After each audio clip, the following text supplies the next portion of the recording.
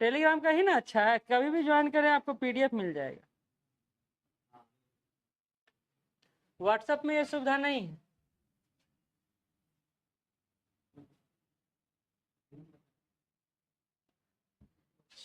चलिए, ये है अप्रैल का और फेब का, और मार्च का भी कुछ है। जनवरी का तो पिछले बार हुआ था शायद, पिछले बार जनवरी का हुआ था ना। हम क्या कर रहे हैं, डे बाई डे लेके चल रहे हैं। अभी थोड़ा सा ज़्यादा हो जाएगा लेकिन काम चलेगा।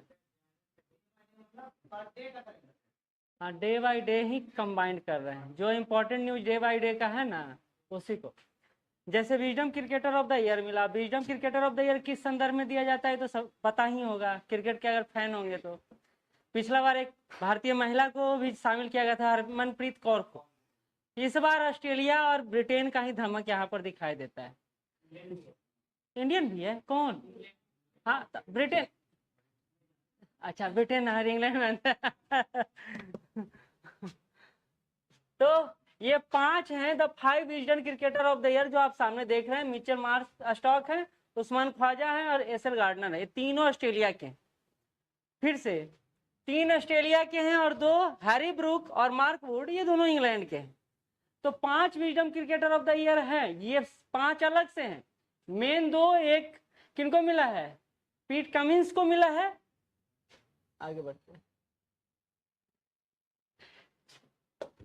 जो पुरुष में मिला है वो पीट कमिंस को मिला है। और लीजिए, हाँ, पीट कमिंस को मिला है। और एक और है महिला खिलाड़ी नेट साइवर ब्रंट, उनको दिया गया। अभी जो भारत में हुआ था खेल, उसके कारण wisdom player of the year में ऑस्ट्रेलिया खिलाड़ी को शामिल किया गया है। लेकिन जो ये पीट कमिंस है, उन्होंने एसेज में अच्छा प्रदर्शन किया था, इसके कारण उनको दिया गया। एक और है माइकल क्लार्क। ये पहले ऐसे ऑस्ट्रेलियाई बने हैं जिनको, किनके बाद तो माइकल क्लार्क के बाद कमिंस ऐसे पहले खिलाड़ी बने हैं जिनको यह पुरस्कार दिया गया है। दूसरा में, हाँ। तो अभी हम लोग देखें, मेंस में पैट कमिंस को मिला ऑस्ट्रेलिया का, वुमेन्स में नेट स्कोर ब्रांड को मिला है। ये 2 इंपॉर्टेंट है, बाकी 5 और पूछ सकता है जिनको wisdom cricketer of the year का अवार्ड दिया गया है। तो कौन है? ऊपर देख लीजिए, हैरी ब्रूक है, मार्क वुड है। 2 प्लेयर हैं जो इंग्लैंड के हैं। एक मिनट, 5 तो 7 प्लेयर का नाम याद रखना है। मिचेल स्टॉक, ख्वाजा और गार्डनर, ये तीनों ऑस्ट्रेलिया के हैं। 2 इंग्लैंड के हैं, हैरी ब्रूक और मार्क वुड। और नीचे हैं पीट कमिंस और हैं साइबर ब्रंट। वोमेन्स में मिला है साइबर ब्रंट को, मेंस में मिला है पीट कमिंस को। 5 क्रिकेटर को मिला है wisdom cricketer of the year का अवार्ड। तो ये टोटल मिलकर 7 हैं जो आपको याद रखना है। फिर से कह देते हैं, wisdom cricketer of the year में 5 टॉप 5 कौन है? तो टॉप 5 ये हैं, मिचेल स्टार्क, ख्वाजा और गार्डनर, और नीचे ब्रूक और वुड। और अगर मेंस से पूछा जाए तब कौन है? पीट कमिंस है। वुमेन से पूछा जाए तब कौन है? नेट साइबर ब्रंट है। तो ये 5 तो 7 नाम है जो आपको याद रखना है wisdom cricketer of the year. अच्छा, क्या ये सिर्फ इंग्लैंड और ऑस्ट्रेलिया के क्रिकेटरों को दिया जाता है? नहीं, ये दुनिया के हर तरह के प्लेयर को दिया जाता है जो क्रिकेट में अच्छा परफॉर्मेंस करते हैं। ठीक, इसका शुभारंभ कब हुआ है तो ये भी जान लीजिए। एक मिनट, हाँ, इसका शुभारंभ हुआ है 1889 में। 1889 में विजडम क्रिकेटर अलमार्क पत्रिका, जो क्रिकेट का सबसे सम्मानित पत्रिका कहा जाता है। क्रिकेट में अगर सबसे पॉपुलर आप पत्रिका का नाम लेंगे तो वो इसी का नाम है, विजडम अलमार्क पत्रिका का नाम आता है। ठीक, कहते हैं इसको क्रिकेट का बाइबल भी कहा जाता है। तो विजडम क्रिकेटर को जो पत्रिका, उसको क्या कहा जाता है? क्रिकेट का बाइबल भी कहा जाता है। तो 5 नाम जो wisdom cricketer of the player के नाम से दिया गया, एक मेंस में दिया गया और एक वुमेन्स में दिया गया। ठीक है, क्रिकेट का Bible, wisdom cricketer of the year. Last class में शायद इसके बारे में बात किए थे। कुवैत में अहमद अब्दुल्ला अल अहमद अल सबा को देश का नया प्रधानमंत्री नियुक्त किया गया। कुवैत हो गया, सऊदी अरब हो गया, संयुक्त अरब अमीरात हो गया, ये तीनों देश गल्फ कंट्री में खूब चर्चा में रहता है। कुवैत इसलिए भी चर्चा में रहता है क्योंकि यूएई और सऊदी अरबिया के थोड़ा भिन्न विचारधारा रखता है, ईरान के थोड़ा ज्यादा सपोर्ट में रहता है। तो देखे होंगे बीच में कुवैत पर चढ़ाई करने के बारे में खबर आ रहा था न्यूज़पेपर में। तो यहाँ प्रधानमंत्री बदल चुके हैं, अहमद अब्दुल्ला अल अहमद अल सबा को देश का नया प्रधानमंत्री नियुक्त किया गया है। ज्यादा इस पे नहीं जा रहे हैं। इंपॉर्टेंट ये हो सकता है क्योंकि आजकल छोटा छोटा क्वेश्चन आ रहा है। तो world haemophilia day, world haemophilia day कब मनाया जाता है? तो पहला बात तो 17 अप्रैल को मनाया जाता है, फर्स्ट फैक्ट। दूसरा फैक्ट इंपॉर्टेंट है, थीम क्या है इसका? वर्ल्ड हीमोफीलिया डे कब मनाया जाता है? 17 अप्रैल को मनाया जाता है। इसका थीम क्या है? The equitable access for all recognising all bleeding disorders. तो थीम आपको याद रखना है क्योंकि पूछा जाता है निम्नलिखित में कौन थीम वर्ल्ड हीमोफीलिया डे का है। तो आप अगर इतना भी याद रखते हैं तो शायद काम चल जाए। इक्विटेबल एक्सेस फॉर ऑल, मतलब सभी तक पहुंच स्थापित करना है। ठीक है, उद्देश्य क्या है? तो उद्देश्य वही होगा, हीमोफीलिया और अन्य वंशानुगत जो रक्त ब्लीडिंग रिलेटेड विकार है उसके बारे में जागरूकता पैदा करना, उस बीमारी को दूर करना।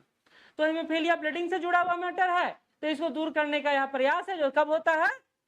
17 अप्रैल को, 17 अप्रैल।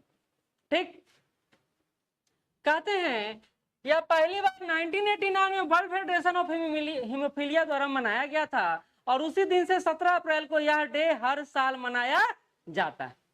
ठीक है, कहते हैं और कौन सा डे है जो अप्रैल में मनाया जाता है? 7 अप्रैल को विश्व स्वास्थ्य दिवस वर्ल्ड हेल्थ डे मनाया जाता है। 10 अप्रैल को विश्व होम्योपैथी दिवस मनाया जाता है। 14 अप्रैल को बी.आर. अम्बेडकर स्मरण दिवस मनाया जाता है और 15 अप्रैल को विश्व हिमाचल प्रदेश स्थापना दिवस मनाया जाता है।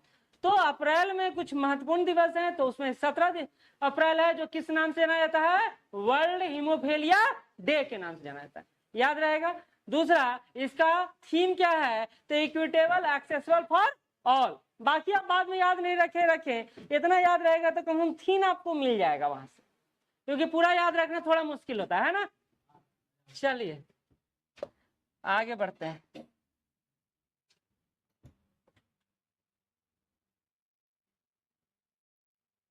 कहता है एयरपोर्ट काउंसिल इंटरनेशनल द्वारा 2023 की विश्व की सबसे व्यस्तम एयरपोर्ट की बात कही गई है।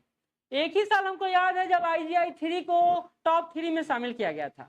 इस बार तो नहीं है, इस बार नहीं है। कहता है इस बार विश्व का सबसे व्यस्तम एयरपोर्ट जो है अटलांटा USA का है। अटलांटा एयरपोर्ट है जो USA का है और IGI के नंबर पर आता है 10वें नंबर पर आता है। तो दुनिया का सबसे व्यस्तम एयरपोर्ट की बात किया जाए तो 10वें नंबर पर IGI 3 आता है। अच्छा, एक चीज और यहाँ दिया जा सकता है, IGI 2 भी दिया जा सकता है, IGI 1 भी दिया जा सकता है, ये बात ध्यान रखिएगा। दिल्ली में 3 टर्मिनल है, IGI 3 सबसे नवीनतम टर्मिनल है जिसको GMR ग्रुप ने तैयार किया है, पता होगा, देखे होंगे तो। ठीक, कहता है 2023 में इसका स्थान 9वां था, लेकिन इस बार इसका स्थान कितना हो गया है? 10वां हो गया है। ठीक, एयरपोर्ट काउंसिल इंटरनेशनल की बात किया जाए, स्थान स्थापित हुआ है 1991 में, क्यूबेक कनाडा में इसका जो है हेडक्वार्टर है। तो सबसे व्यस्तम एयरपोर्ट कौन हो गया हमारे पास? अटलांटा एयरपोर्ट जो है वो USA का है सबसे व्यस्तम। और भारत का सबसे व्यस्तम एयरपोर्ट कौन सा है? IGI 3 है। ठीक,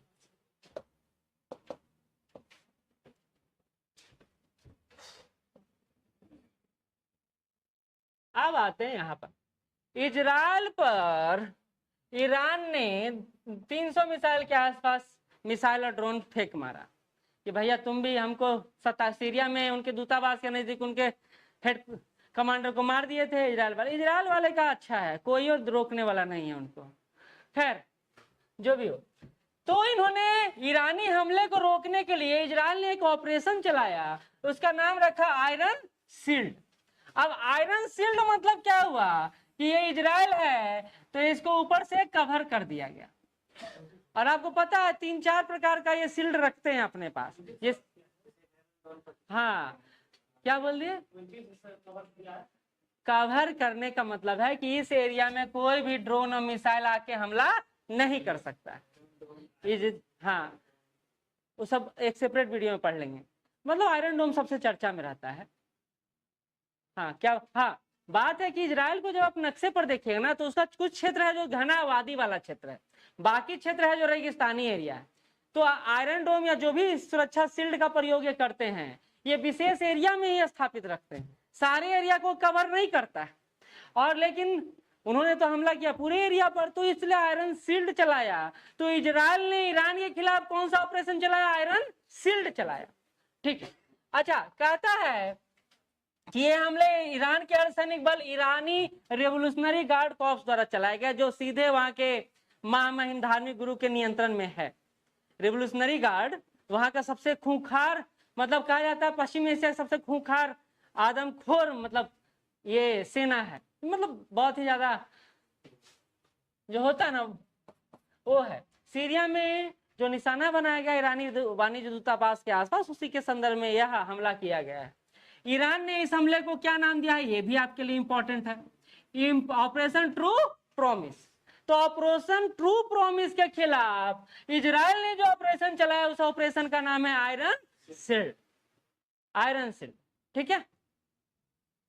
कहता है एक शब्द यहां चर्चा में आया, तो चर्चा में आया तो आप जान लीजिए, जायूनीवाद क्या होता है, जायूनिज्म क्या होता है। तो जैनिज्म अगर आ गया तो आप जैन धर्म से जोड़कर उसको लिख के एकदम पूरा अच्छा से चले आइएगा ना। तो जैनिज्म क्या है ये समझिए, यह एक धार्मिक और राजनीतिक विचारधारा है जो दुनिया भर में फैला हुआ है। किनके लिए? यहूदियों के लिए। ये अपने मध्य पूर्व का जो उनका प्राचीन भूमि है ना, उसके प्रति जो आस्था रखते हैं और जो विचार रखते हैं, उस विचार को क्या बोला जाता है? जायूनीवाद या जैनिज्म बोला जाता है। तो याद रखिएगा, यह यहूदियों से के धार्मिक मामलों से जुड़ा हुआ शब्दावली है, याद रहेगा। ठीक, कहता है इसका मुख्य फोकस इजराइल की यहूदी पहचान के केंद्रीय स्थान रखना है, और इजरायली एकमात्र ऐसा देश है जहां जन्म के साथ ही आप कहीं भी दुनिया में पैदा लिए हो आपको यहूदी नागरिकता मिल जाता। पहला ऐसा देश है जिसका हर व्यक्ति को सैन्य प्रशिक्षण लेना अनिवार्य है, चाहे वो महिला हो चाहे पुरुष है। इसलिए इनके यहाँ रिजर्व फोर्स बहुत ज्यादा है। अभी कंपेरिजन जब दिखा रहा था ईरान के साथ, तो रिजर्व फोर्स इनके पास काफी ज्यादा है, क्योंकि हर नागरिक जानता है कि कैसे बंदूक चलाना है, कैसे अपनी सुरक्षा करना है। ठीक है, तो यही बात यहाँ पर दिया हुआ है। आगे बढ़े।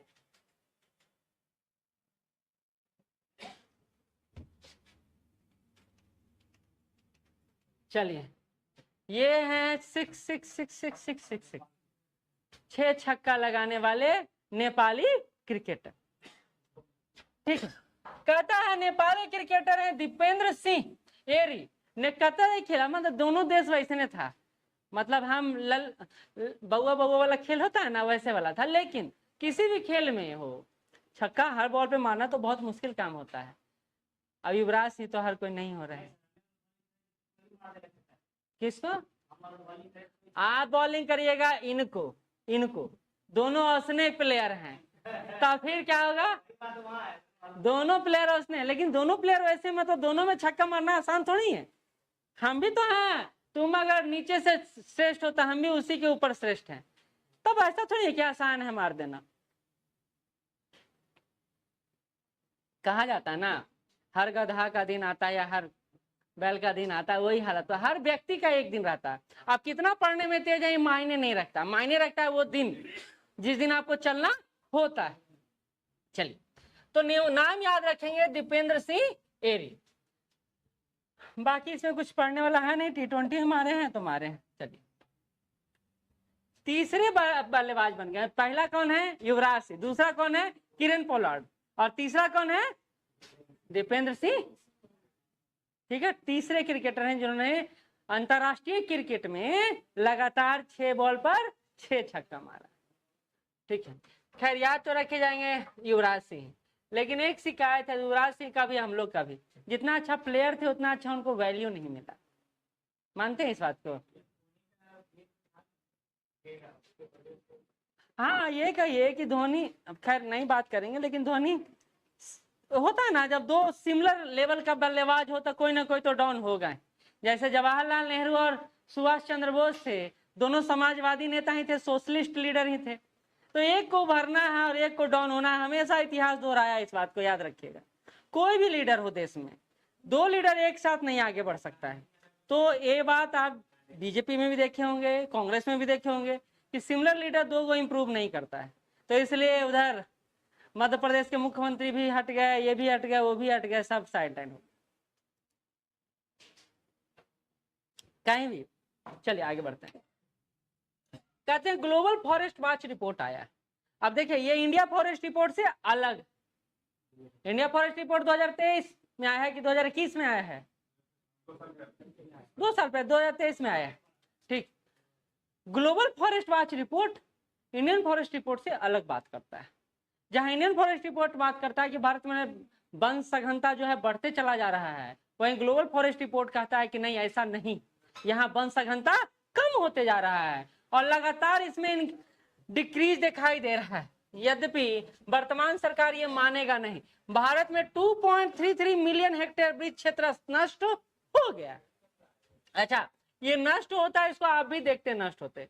जितना भी आग वाग लगता है, जिसको इनडायरेक्टली जला दिया जाता है, तो वो सब इसी की घटना के इर्द गिर्द आप देख सकते हैं। कहते हैं कि वर्ष 2000 के बाद भारत में 2.33 मिलियन हेक्टेयर वृक्ष का क्षेत्र कम हुआ है। कहते हैं 2021 से 2023 के मध्य 60% नुकसान झेलना पड़ा 5 राज्यों। पहला सबसे ज्यादा नुकसान किस राज्य को? असम को, दूसरा मिजोरम को, तीसरा अरुणाचल प्रदेश, चौथा नागालैंड, पांचवा मणिपुर। सब क्योंकि वन क्षेत्र वही ना ज्यादा है। और एक बात तो और है, जहां विकास पहुंचेगा वहां वन तो कम होगा ही होगा। वन है यानी विकास नहीं है।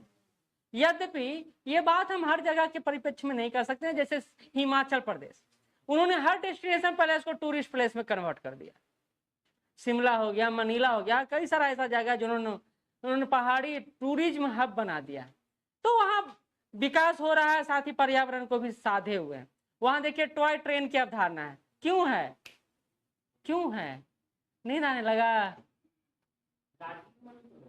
कहाँ? राजगीर में? दार्जिलिंग, हाँ दार्जिलिंग में। हम लोग राजगीर में होगा तो हम लोग चलेंगे मिलके। चलिए, कहते हैं ये ग्लोबल वॉच रिपोर्ट जो है कैसे ये वन के बारे में पता चलाया। तो यह कहते हैं सैटेलाइट पिक्चर से और अन्य स्रोतों का उपयोग करके वैश्विक स्तर पर वनों में जो ह्रास या वृद्धि हो रहा है उसको देखने का इन्होंने प्रयास किया है। इंग्लिश वाला इंग्लिश में चला जाएगा, ये हिंदी वाला, ठीक है? नहीं, सबका देखा है, लेकिन हमको पढ़ना किसका है? जब ग्लोबल रिपोर्ट है तो सबका दिखेगा ना। ऑस्ट्रेलिया के वन में आग लगा, यूरोप में लगा, तो सबके पर्सपेक्टिव में अपना अपना रिपोर्ट देगा। ये नाम याद रखिए, नाम है क्रिस्टलाइना जॉर्जीवा, बुल्गारिया देश से संबंधित है और आईएमएफ की हेड चुनी गई। एक बात और नोटिस कर रहे हैं, आईएमएफ हेड जितना भी चुने जा रहे हैं औरत ही चुने जा रहे हैं। इधर हाल के 3-4 टर्म जो रहा है, 3-4 टर्म जो रहा है वो महिलाएं ही चुनी गई हैं। और ये है आईएमएफ की हेड। कहता है अगले 5 साल तक यही हेड बनकर रहेंगी, तो आपको ये चेहरा हमेशा याद रखना है, क्योंकि जब भी आपको भिक्षाटन करना होता है तो यहीं जाते हैं। गया था ना, अभी पाकिस्तान होके आया है ना, पैसा मांग के, लेकिन देना या ना देना इन पर निर्भर करता है। चलिए आगे बढ़ते हैं। तो जो क्रिस्टलिना जॉर्जीवा जो है आईएमएफ की हेड बनाई गई हैं। कब से? 1 अक्टूबर 2024 से अपना पदभार संभालेंगी 2029 तक। ठीक है, 2019 कहाँ है?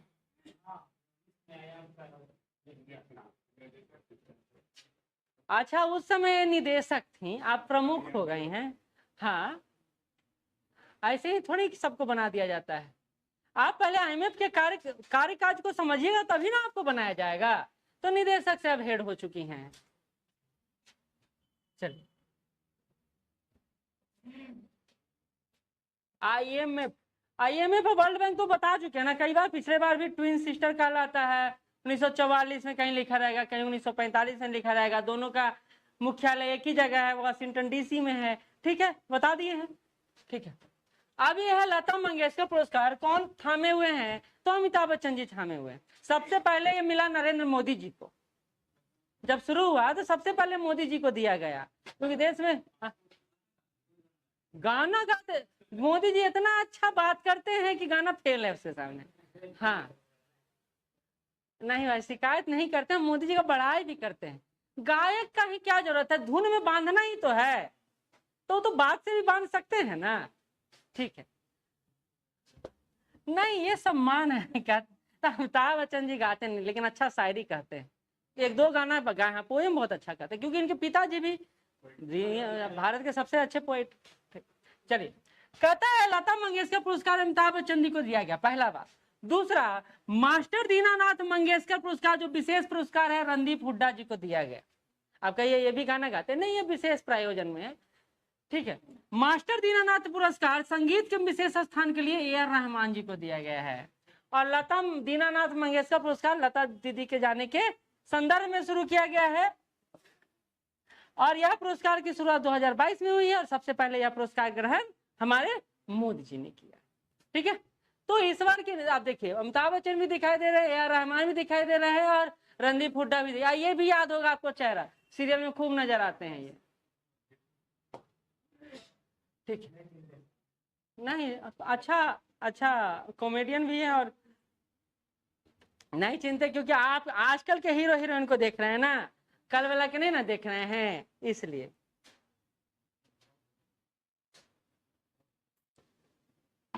कला पहले बोलता था और अब फैशन बोलता है, दोनों में बेसिक अंतर है। पहले हर गाने का एक सेंस होता था और अब बिना सेंस के हो वही गाना कहलाता है, दोनों में अंतर नहीं है। हाँ, ये बात भी सही है, हम लोग के पास इस समय नहीं है नहीं, लेकिन पहले भी प्यार उतना ही इमोशन से होता था जितना आज होता है। तो अंतर क्या हुआ है, सिर्फ सोच समझ के क्षमता में। अब हम दिल के अपेक्षा दिमाग से करने लगे, हाँ करने लगे, लेकिन शुरुआत यहीं से होता है। तो भावनाएं ना, इमोशन बहता है, कल्चर चेंज होता है, लेकिन चाहत का तरीका बदलता नहीं। तो जो अभी भी पहले के लोग हैं या अभी भी आप भी, अगर आप अगर एक अवस्था में है तो वहां पुराना गाना ही आपको अच्छा लगेगा। लेकिन अगर आपको इंटरटेनमेंट चाहिए, बिना दिमाग वाला कोई काम करना है, तो आप म्यूजिक लगा के सुन लेते हैं, आज का बादशाह का या कौन हनी सिंह का। उसमें क्या ना, दिमाग ही नहीं लगाना है। तो जहां दिमाग नहीं लगा रहा है ना, वहां रिलैक्स करता है दिमाग। ये अंतर नहीं है। देखिए ना, क्लासिकल म्यूजिक और मॉडर्न म्यूजिक में बहुत डिफरेंस है। इसलिए ज्यादातर रिक्शा वाला लोग जिनको स्ट्रेस दूर करना होता है तो पुराना गाना सुनते हैं। प्लस वो अपने पत्नी से दूर भी रहते हैं तो याद भी आता है, तो वो गाना रिक्शा ठेला पर खूब चलेगा, देखिएगा, जहां आइसक्रीम वाला पे, ठीक है, खूब खिलाते हैं नहीं। चलिए, वही गाना चलता है। चलिए, एशियन रेसलिंग चैंपियनशिप 2024, पहली बात है कि यह कहाँ हुआ है, तो ये ज्यादा इंपॉर्टेंट है, कहाँ हुआ है। किर्गिस्तान के बिश्केक में हुआ है एशियन रेसलिंग चैंपियनशिप 2024। कहाँ? किर्गिस्तान के बिश्केक में, ठीक है। इसमें भारत ने कितना पदक जीता है? तो 9 पदक जीता है, स्वर्ण पदक हम लोग नहीं जीते। हाँ, 9 पदक, 9वां स्थान और कोई स्वर्ण पदक नहीं। तो हम लोग जीते क्या?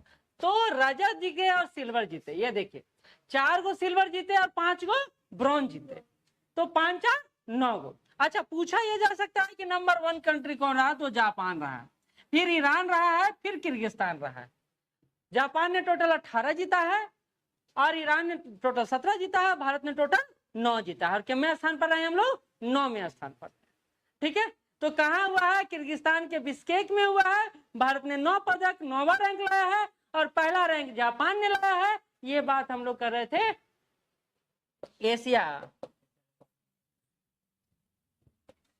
एशियाई रेसलिंग चैंपियनशिप के लिए। ये है the United Nation population fund द्वारा state of world population 2024 report. इसने बोला कि भारत सबको बीट कर दिया है और 144 करोड़ जनसंख्या के साथ दुनिया का नंबर 1 देश बना हुआ है। चाइना 142 करोड़ जनसंख्या के साथ दूसरे नंबर पर बना हुआ है। लेकिन तीसरा बात जो इन्होंने बोला है वो बहुत ज्यादा हमको भयभीत करता है कि अगले 77 साल में 77 ईयर्स में भारत की आबादी दुगनी हो जाएगी। मतलब कितना हो जाएगा? 3 अरब के आसपास, 2.25 अरब के आसपास हो जाएगा। अब आप अभी से जमीन खरीद के रख लीजिए, नहीं तो आपका पोता फिर जमीन का मोहताज हो जाएगा। हाँ, अभी से रख लीजिए, लेकिन नहीं होगा ऐसा, खरीद ले, बिल्कुल। और दान भी दीजिए दूसरे को अगर ज्यादा ना चलिए, तो ये मैं नहीं बोल रहा हूं, ये the United Nation population fund का रिपोर्ट कह रहा है। क्योंकि देखिए ना, तथ्य याद करना तो ऐसे ही थोड़ा सा टेंशन वाला हो जाता है। कह रहा है ना, देखिए भारत की अनुमानित जनसंख्या 144.17 करोड़ है और यह सर्वाधिक है। उसके बाद चाइना का स्थान आता है 142.5 करोड़ के आसपास इनकी जनसंख्या है। कहता 77 वर्षों में दुगना होने की संभावना है। ठीक है, कहता है कि भारत की अनुमानित जनसंख्या की 24% आबादी 0 से 14 आयु वर्ष का है और 17% आबादी 18 से 19 आयु वर्ष का। तो ये इंपॉर्टेंट नहीं है। 10 से 19 कहाँ लिखा? हाँ तो ठीक तो बोले, 0 से 14 24% और 10 से 19 17%। ठीक तो है। ये इंपॉर्टेंट क्यों हो जाता है? क्योंकि बीपीएससी या कोई भी आयोग ये रिपोर्ट को कोट करके जनसंख्या पूछ लेता है, तो ये आपको काम आ जाएगा। एक बार पूछ दिया था बीपीएससी में ही कि अभी हाल ही में आईएमएफ ने या वर्ल्ड बैंक ने किसका रिपोर्ट आया था, उसमें भारत की विकास दर कितनी बताई गई। तो आपको इतना छोटा छोटा प्रश्न भी कभी कभी आइए तो बहुत इंपॉर्टेंट प्रश्न तो ये पूछा जा सकता है। ठीक है,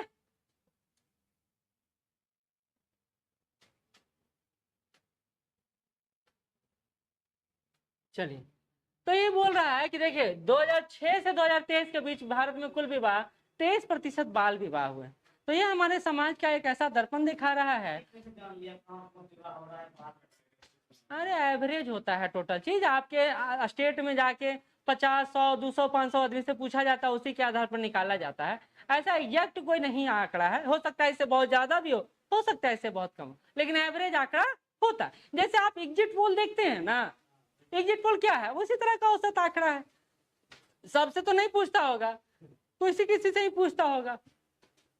कहते यूनाइटेड नेशन पॉपुलेशन फंड है क्या? तो यह कुछ नहीं है, संयुक्त राष्ट्र की एक संस्था है जो क्या काम करती है, महिला पुरुष और बच्चों के अधिकार के बारे में जानने का प्रयास करती है। और अधिकार जानने के लिए सबसे पहले उनका संख्या जानना जरूरी होता है, तो संख्या जानने का प्रयास करती है। स्थापना हुआ है 1969 में और हेडक्वार्टर कहाँ है? न्यूयॉर्क। ठीक है, अब आते हैं विश्व विरासत स्थल पर, वर्ल्ड हेरिटेज प्लेसेज। कहते हैं 17 अप्रैल को हम लोग मना रहे थे कौन सा? Haemophilia day. 18 अप्रैल को मना रहे हैं वर्ल्ड हेरिटेज डे। अब वर्ल्ड हेरिटेज डे जब मना रहे हैं तो सबसे पहले हमको याद रखना है इसका theme, discovery and experience diversity. Discovery and experience diversity. Discovery मतलब खोज करिए, आविष्कार कीजिए, और एक्सपीरियंस कीजिए उसको। किसको? विविधता को, डाइवर्सिटी को, विविधता को खोजिए और उसको अनुभव कीजिए। किसको अनुभव कीजिए? विविधता को। कहता है 1983 में यूनेस्को की महासभा के सम्मेलन के दौरान 18 अप्रैल को विश्व धरोहर दिवस मनाने की बात कही गई। तो 18 अप्रैल को हम लोग विश्व धरोहर दिवस मनाते हैं। अच्छा, भारत की बात किया जाए तो भारत में कितने धरोहर स्थल हैं? 42 हैं। 42 हैं, याद रखिएगा, जिसमें से 34 कल्चरल है, 7 नेचुरल है और एक मिक्स है। और मिक्स वाला हमेशा भूल जाते हैं, पिछले बार भी याद करवाए थे, कंचनजंगा। कंचनजंगा तो 34, 7 और 1 टोटल मिला के हो गया 42। अभी अभी जिसको हाल ही में विश्व धरोहर में शामिल किया गया है वो 2 साइट यहाँ पर दिया हुआ है, और उस साइट का नाम है पश्चिम बंगाल का शांति निकेतन और कर्नाटक का होयसम मंदिर। पिछले साल ही दिया गया, पिछले साल ही दिया गया। ठीक, तो हमारे यहाँ विश्व धरोहर स्थल कितने हैं? 42 है। क्या बोले? 34 कल्चरल है, 7 नेचुरल है और एक मिक्स्ड है। ठीक, आगे बढ़ते हैं।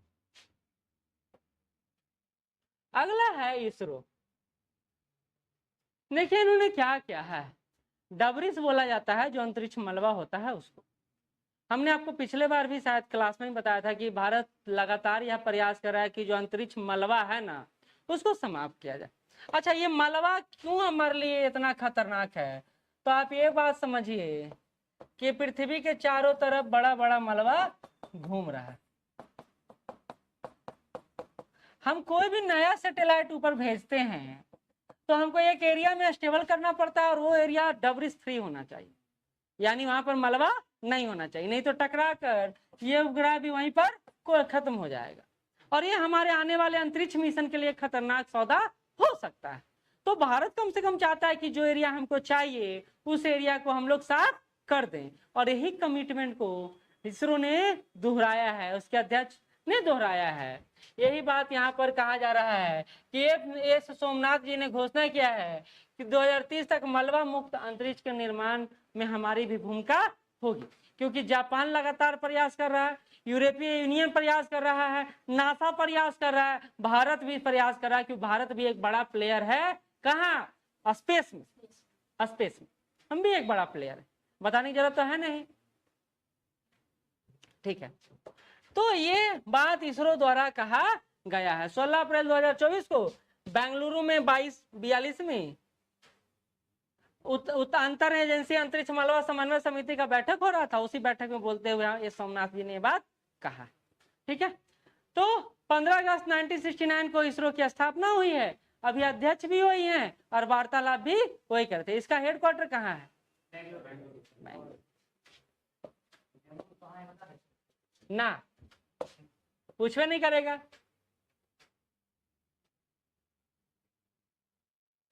आइए, ये बड़ा अच्छा छोटा छोटा न्यूज है। छोटा छोटा न्यूज क्या होता है ना, कभी भी हाथ आंख से स्लिप हो जाता है, और आंख से स्लिप हो जाएगा तो फिर पता नहीं चलेगा। नाइजीरिया ने मेनिंजाइटिस का टीका लगवाने वाला पहला विश्व का देश बन गया है। ये इंपॉर्टेंट फैक्ट। मेनिंजाइटिस का टीका लगवाने वाला विश्व का पहला देश का नाम क्या है? नाइजीरिया।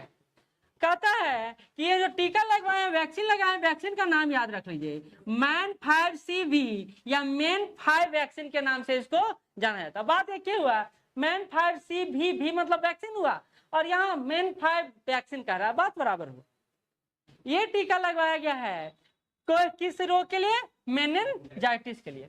कहा जाता है कि इस टीके का उपयोग 9 महीने से 85 आयु वर्ग के लोगों के बीच किया जाएगा, और यह 5 तरह से आपकी रक्षा करेगा, मेनिंजाइटिस रोग पर नहीं जाते हैं। बस ये याद रखिए कि नाइजीरिया वह प्रथम देश है जिसने इस तरह के टीका लगाने की अनुमति दी, क्योंकि बीपीएससी में उस पर नहीं जाएगा। हाँ, कहता है इसको बनाया कौन इस टीकों को? तो आपको पता है भारत में एक ही संस्था है, सीरम इंस्टीट्यूट, और पाथवे ने मिलकर इसका निर्माण किया है। मेनिंजाइटिस एक संक्रामक रोग है जो मस्तिष्क और रीढ़ की हड्डी की झिल्लियों को प्रभावित करता है, और इसी को कहा जाता है मेनिंजेंस। और इसी रोग से व्यक्ति बहुत हताहत है, और इसी के कारण मेनिंजाइटिस विभिन्न प्रकार के बैक्टीरिया, वायरस, कवक और परजीवियों के कारण हो सकता है। और इस तरह के संक्रमण को रोकने के लिए हमने मैन C5V वैक्सीन का प्रयोग किया है। कहाँ? नाइजीरिया में। ठीक है, याद रहेगा। ब्लैक होल नहीं, ब्लैक होल नहीं, अभी चलिए, माउंट रुआंग में विस्फोट हुआ है, और ये कहाँ पड़ता है? देखिए, अब ये ज्योग्राफी पॉइंट ऑफ व्यू से, माउंट मेरापी का भी नाम आप बहुत सुनते होंगे, वो भी इंडोनेशिया में ही है। और ये लगातार विस्फोट यहाँ होते रहता है, लेकिन अभी माउंट रुआंग में हुआ है, तो ये चर्चा में आ गया। कहाँ पड़ता है? इंडोनेशिया में पड़ता है। और विभिन्न ज्वालामुखी विस्फोट जो विश्व स्तर पर होते रहते हैं उसका नाम है, जैसे माउंट वेसुवियस इटली में पड़ता है, माउंट एटना, ये भी लगातार न्यूज में सुनते रहते होंगे, इटली में पड़ता है। माउंट सेंट हेलेंस संयुक्त राज्य अमेरिका में पड़ता है। फूजी का नाम तो हमेशा सुनते होंगे, जापान में पड़ता है। और माउंट क्राकाटोआ इंडोनेशिया में पड़ता है। अभी हम लोग रुआखा देख लिए, मेरापी देख लिए, और कौन सा देखेंगे? हाँ, क्राकाटोआ देख लिए। किला हुआ संयुक्त राज्य अमेरिका में हवाई क्षेत्र में पड़ता है। हवाई में कभी कभी देखिएगा बहुत बड़े स्तर पर यह आता है, ज्वालामुखी फटता है, इसी कारण हवाई सेवा वहां रोकना पड़ता है। मोना लुआ सुनते ही होंगे, यूएसए में। पोपोकेटेपेटल मैक्सिको में पड़ता है। माउंट मेरापी बता ही दिए। और ये तो हमारा पड़ले रहता है, सुस्ते रहता है हमेशा, कभी कभी धुआं छोड़ता है सिगरेट की तरह, और फिर मतलब कोई बड़ा घटना ये नहीं अंजाम दिया अभी तक। सुसुप्त ज्वालामुखी कहते हैं इसको। ठीक है, हाँ, बैरन द्वीप में कहाँ कुछ हुआ है? सुने हैं क्या अपने जीवन में? सुने हैं कभी क्या कुछ हुआ हो बैरन द्वीप में? अब आते हैं ब्लैक होल। बड़ी बात है कि इसका दृश्य जो आप देख रहे हैं ये पहली बार शायद लिया गया है ब्लैक होल का। अब ब्लैक होल कई तरह के होते हैं, लगभग सभी सारे ब्लैक होल जो होते हैं सूर्य से बड़े ही होते हैं अप्रॉक्स द्रव्यमान के आधार पर, और उनको विभिन्न स्तर पर कैटेगराइज किया जाता है। खैर, ब्लैक होल एक ऐसी घटना है जो अति चुंबकीय गुणों को प्रदर्शित करता है। उसका चुंबकीय यानी ग्रेविटेशनल पावर इतना इतना पावरफुल होता है कि वो प्रकाश को भी बाहर निकलने नहीं देता है। खैर, तो कहता है यूरोपीय स्पेस एजेंसी के गाया स्पेस ऑब्जर्वेटरी ने एक विशाल तारकीय ब्लैक होल का खोज किया है। अब यह पृथ्वी से कितना दूर है? तो 2000 प्रकाश वर्ष दूर है। गाया स्पेस एजेंसी, जिसको लॉन्च 2013 में किया गया है, ईएसए यूरोपियन स्पेस एजेंसी द्वारा चलाया जा रहा है। और ब्लैक होल क्या है? तो ब्लैक होल अभी बता दिए क्या है। तो कहते हैं स्टेलर टाइप का ब्लैक होल है जिसका मास ना सूर्य से 5 गुना ज्यादा होता है। इसी तरह अन्य तरह का ब्लैक होल भी होता है, जैसे सजिटेरियस ए, जो इसका जो द्रव्यमान है सूर्य से 5000 से 10,000 गुना हो सकता है। तो ब्लैक होल को कई भागों में हम लोग बांटते हैं। ठीक है, ठीक। टाइम्स पत्रिका 100 मोस्ट इन्फ्लुएंसर का नाम बता रहा था, और उसमें से भारत में जो नाम एक उभर कर सामने आया वो थे आलिया भट्ट। लेकिन इससे भी ज्यादा वो खोजा गया है नया ब्लैक होल। बताए तो नया ब्लैक होल गया जी द्वारा खोजा गया है, जो 2000 प्रकाश वर्ष हमसे दूर। हाँ, कह रहे हैं टाइम्स पत्रिका ने times 100 most influential people of 2024 की बात की है। इसमें 2 नाम है, जो एक यहाँ और एक यहाँ। आलिया भट्ट जी को तो आप सब जानते हैं, लेकिन साक्षी मलिक हाल ही में चर्चा में आई जब आंदोलन में कूदी, प्रोटेस्ट में इनका जो योगदान रहा, इसी को लेकर इनको शामिल किया गया है। खैर, कहा जा रहा है टाइम मैगजीन की 2024 की सबसे प्रभावशाली लोगों की लिस्ट जारी कर दी गई है, और इसमें आलिया भट्ट है जिनको अद्भुत टैलेंट बताया गया है। हाँ, जब से आई अद्भुत है, अद्भुत टैलेंट इसलिए बताया गया है ना। और एक देव पटेल का नाम सुनते होंगे, मूवी में आते हैं खूब। वो शायद लंदन, कौन सा अक्षय कुमार का मूवी था? हाँ, उसमें भी देव पटेल थे ना। हाँ, सलाम डॉग मिलेनियर में थे। ठीक। कहते हैं 8 भारतीय व्यक्ति जिनको इस टाइम्स लिस्ट में शामिल किया गया 100 इन्फ्लुएंसर में। कौन कौन है? तो पहला साक्षी मलिक है, स्पोर्ट्स से जुड़ी, आलिया भट्ट जो है एंटरटेनमेंट से जुड़ी हुई, देव पटेल भी एक्टर ही है, अजय बांगा वर्ल्ड बैंक चेयरमैन है, वर्ल्ड बैंक, सत्य नडेला माइक्रोसॉफ्ट के हैं, जिगर शाह है, आसमा खान है, प्रियवंदा नटराजन है। ये सारे व्यवसायी हैं, उद्यम एंटरप्रेन्योर। तो ये 8 व्यक्ति हैं जिनको टाइम्स ने 100 मोस्ट इन्फ्लुएंसर भारत का माना है। ठीक है, तो नीचे वाला नाम याद कर लीजिए, आसमा खान, जिगर शाह, सत्य नडेला तो याद रहेगा, प्रियवंदा नटराजन। ठीक, अगला जो इंपॉर्टेंट न्यूज है हमारे पास, अब देखिए इसमें से कुछ भी पूछ सकता है। पूछने का तो ये पूछ सकता है कि टाइम्स मोस्ट इन्फ्लुएंसर में कौन शामिल नहीं। और वहां निर्मला सीतारमन पिछले बार आ चुके हैं, याद रखिए, और निर्मला सीतारमन को दे दिया। तो चूंकि निर्मला सीतारमन 1 साल से तो गौन ही है, कभी बोलते सुने हैं उनको बजट के अलावा? कभी नहीं सुने होंगे। हाँ, एक बात बोले कि भाई हमारे पास पैसा ना हो कि मतलब नहीं है कि हम इलेक्शन लड़ सके, ये बोले हैं। सुने थे? नहीं सुने थे। अच्छा बात, आप लोग नहीं सुनते, इसलिए मोदी जी को हर बार आना पड़ता है।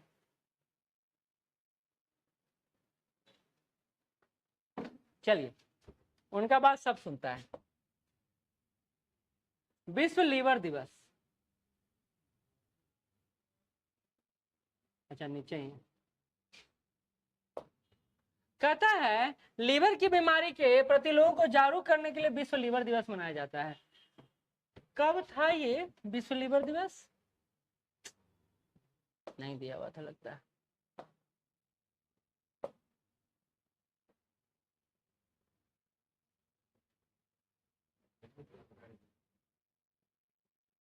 नहीं ना दिया हुआ, नहीं दिया हुआ। एक बार देख लीजिएगा तो कब है इसका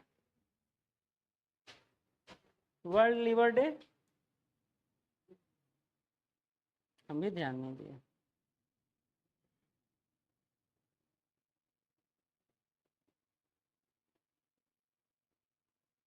उन्नीस अप्रैल को, देखिए इसमें आधा कटा हुआ है, 19 अप्रैल को है वर्ल्ड लीवर डे। इसका थीम है, थीम भी याद रख लीजिए, आपके नोट्स में दिया हुआ है। थीम है be vigilant get regular liver check. Be vigilant be regular get regular liver check, इसका थीम है। मतलब अपने लीवर को हमेशा दिखाते रहिए, कहीं वो कुछ प्रभावित ना हो जाए। तो 19 अप्रैल को वर्ल्ड लीवर डे मनाया जाता है। सिंपल बात है कि लीवर से संबंधित समस्याओं के निराकरण के लिए व्यक्तियों को जागरूक करना इंपॉर्टेंट हमारा ये है। पहला बार हाइब्रिड पिच बनाया गया। हाइब्रिड पिच मतलब होता है कि नेचुरल घास का प्रयोग भी करेंगे और थोड़ा सिंथेटिक घास का भी प्रयोग करेंगे। हिमाचल प्रदेश का कौन सा स्टेडियम है? धर्मशाला क्रिकेट ग्राउंड जो है, पहला ऐसा स्टेडियम बन गया जो बीएसएससी मान्यता प्राप्त हाइब्रिड पिच का निर्माण किया है। कहता है कि महीन टर्फ वाले क्रिकेट पिचें होती है जिसमें प्लास्टिक फाइबर को एक नियमित पैटर्न पर सजाया जाता है। आमतौर पर 20 मिलीमीटर इंटू 20 मिलीमीटर ग्रिड का होता है और 90 मिलीमीटर की गहराई तक सिला जाता है। और रेसे जो अक्सर बेज या हरे रंग के होते हैं, पिच की घास की लंबाई के बराबर सतही किए जाते हैं। तो इससे ऊपर क्या हो गया? प्लास्टिक फाइबर, नीचे प्लास्टिक फाइबर हो गया और ऊपर नेचुरल घास की तरह हो गया। और इससे क्या हो गया? इसका लाइफ बढ़ गया। पानी होने की जाएगा? नहीं नहीं, पानी नहीं, उसको बनाए रखने के लिए स्टेबल ही तो प्रयोग में लाया गया है। आपका देखिए पिच बना, ये मान लेते हैं पिच बना। पिच गड्ढा होके बनता है कि ऊपर ही बन जाता है? गड्ढा होके बनाता है। गड्ढा में किसका प्रयोग कर रहे हैं? प्लास्टिक फाइबर का प्रयोग कर रहे हैं। ऊपर से क्या बिछा रहे हैं? तो ऊपर से बिछा रहे हरे रंग का बर्ड। तो उससे क्या हो जाएगा? नेचुरली भी हो जाएगा और नीचे सिंथेटिक भी हो जाएगा। तो दोनों मिलकर बन रहा है, इसलिए इसको हाइब्रिड पिच। फायदा इसका लाइफ लाइन बढ़ेगा और क्या होगा? लाइफ लाइन मेंटेनेंस कम हो जाएगा। क्या बढ़ता है? देखिए अच्छा एक चीज बताइए, आप शर्ट क्यों बदलते हैं? यानी बदलाव जरूरी है। तो बदलाव जरूरी है ना, फिर गंदा हो जाता तो बिना नहीं बदलिए, कौन आपको बदलने कहता है? जरूर कुछ ना कुछ। देखो अगर इनोवेशन नहीं होगा तो आपके खेलने, अब देखिए प्लेयर लोग भी जब पिच तैयार होता है तो कुछ सख्त पिच तैयार होता है, कुछ रुखा पिच के तैयार होता है। तो ये तो पिच तो पिच ही है, लेकिन तरीका बदलता है ना। तो ये ही धर्मशाला का एक पिच बना है जिसको हाइब्रिड पिच की संज्ञा दिया गया है। अब ये जरूरी क्यों? देखिए इससे अब जैसे पटना में अभी हमें मोनूल हक स्टेडियम को जरूरी क्या है कि एकदम अंतरराष्ट्रीय स्तर का बना जाए? ऐसे नहीं खेलेगा सब, ऐसे भी तो खेल ही रहा था रणजी।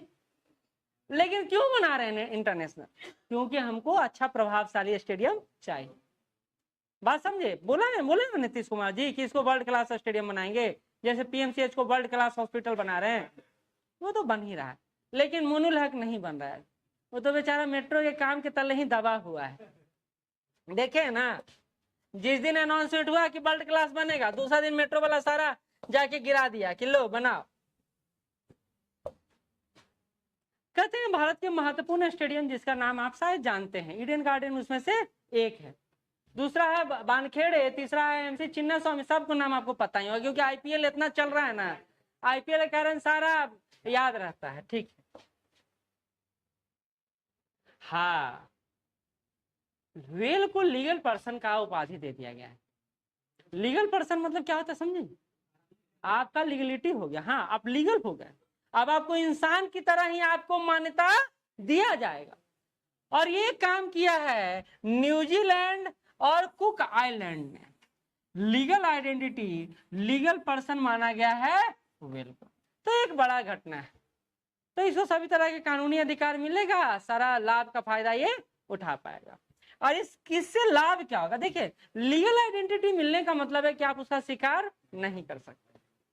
आप उसको आवास देंगे, आप उसको खाना देंगे, आप उनको रहना देंगे, सारा सुविधा जो एक ह्यूमन बीइंग को मिलता है वो आप उसको प्रोवाइड कराएंगे। तो इससे क्या होगा? डाइवर्सिटी और ज्यादा इंप्रूव होगा, आप उनकी रक्षा कर पाएंगे। अब उसकी हत्या को मानव हत्या की तरह देखा जाएगा।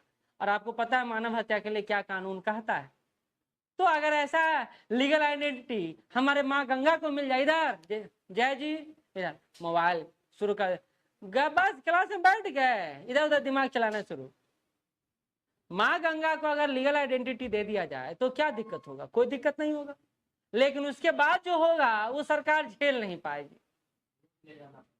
पहली बात, जितना भी प्रदूषित कारखाना है सबको बैन करना पड़ेगा। दूसरा बात, नेचुरल धारा उसको मेंटेन करना पड़ेगा। तीसरा, जितना भी तरह का धार्मिक क्रियाकलाप है उस पर रोक लगाना पड़ेगा, क्योंकि हर से वो प्रभावित हो रही है। अब भारत सरकार कभी ऐसा करेगा? 22,000 करोड़ रुपया माँ गंगा को दे दिए, उतना में शायद माँ गंगा पर पुल बन जाता। हाँ हाँ, पुल बन जाता, लेकिन अभी तक माँ गंगा साफ नहीं हुई। लेकिन बड़ी बड़ी बात हम हमेशा करते, 1985 से प्रयास कर रहे हैं, और खैर इस सरकार से कुछ ज्यादा भरोसा था, भरोसा है तभी शिकायत। नमामि गंगे मिशन लॉन्च किया गया ना, ठीक है, नहीं जो वो वहां पर स्थित है उसी तरह को ना। अब इंडियन वेल या इरावदी वेल को क्यों दे दिया जाएगा? जो ऑस्ट्रेलिया जो न्यूजीलैंड रीजन में है उसी तरह के वेल को दिया जाएगा? सबको कैसे दिया जा सकता है? और एक बात समझिए ना, अगर ये पर्सनल आइडेंटिटी भी दिए हैं, लीगल पर्सन भी बताए हैं, तब भी ये एक क्षेत्र विशेष के आधार पर ये लागू होगा। क्या पूरे समुद्री रीजन में लागू होगा? नहीं। ठीक,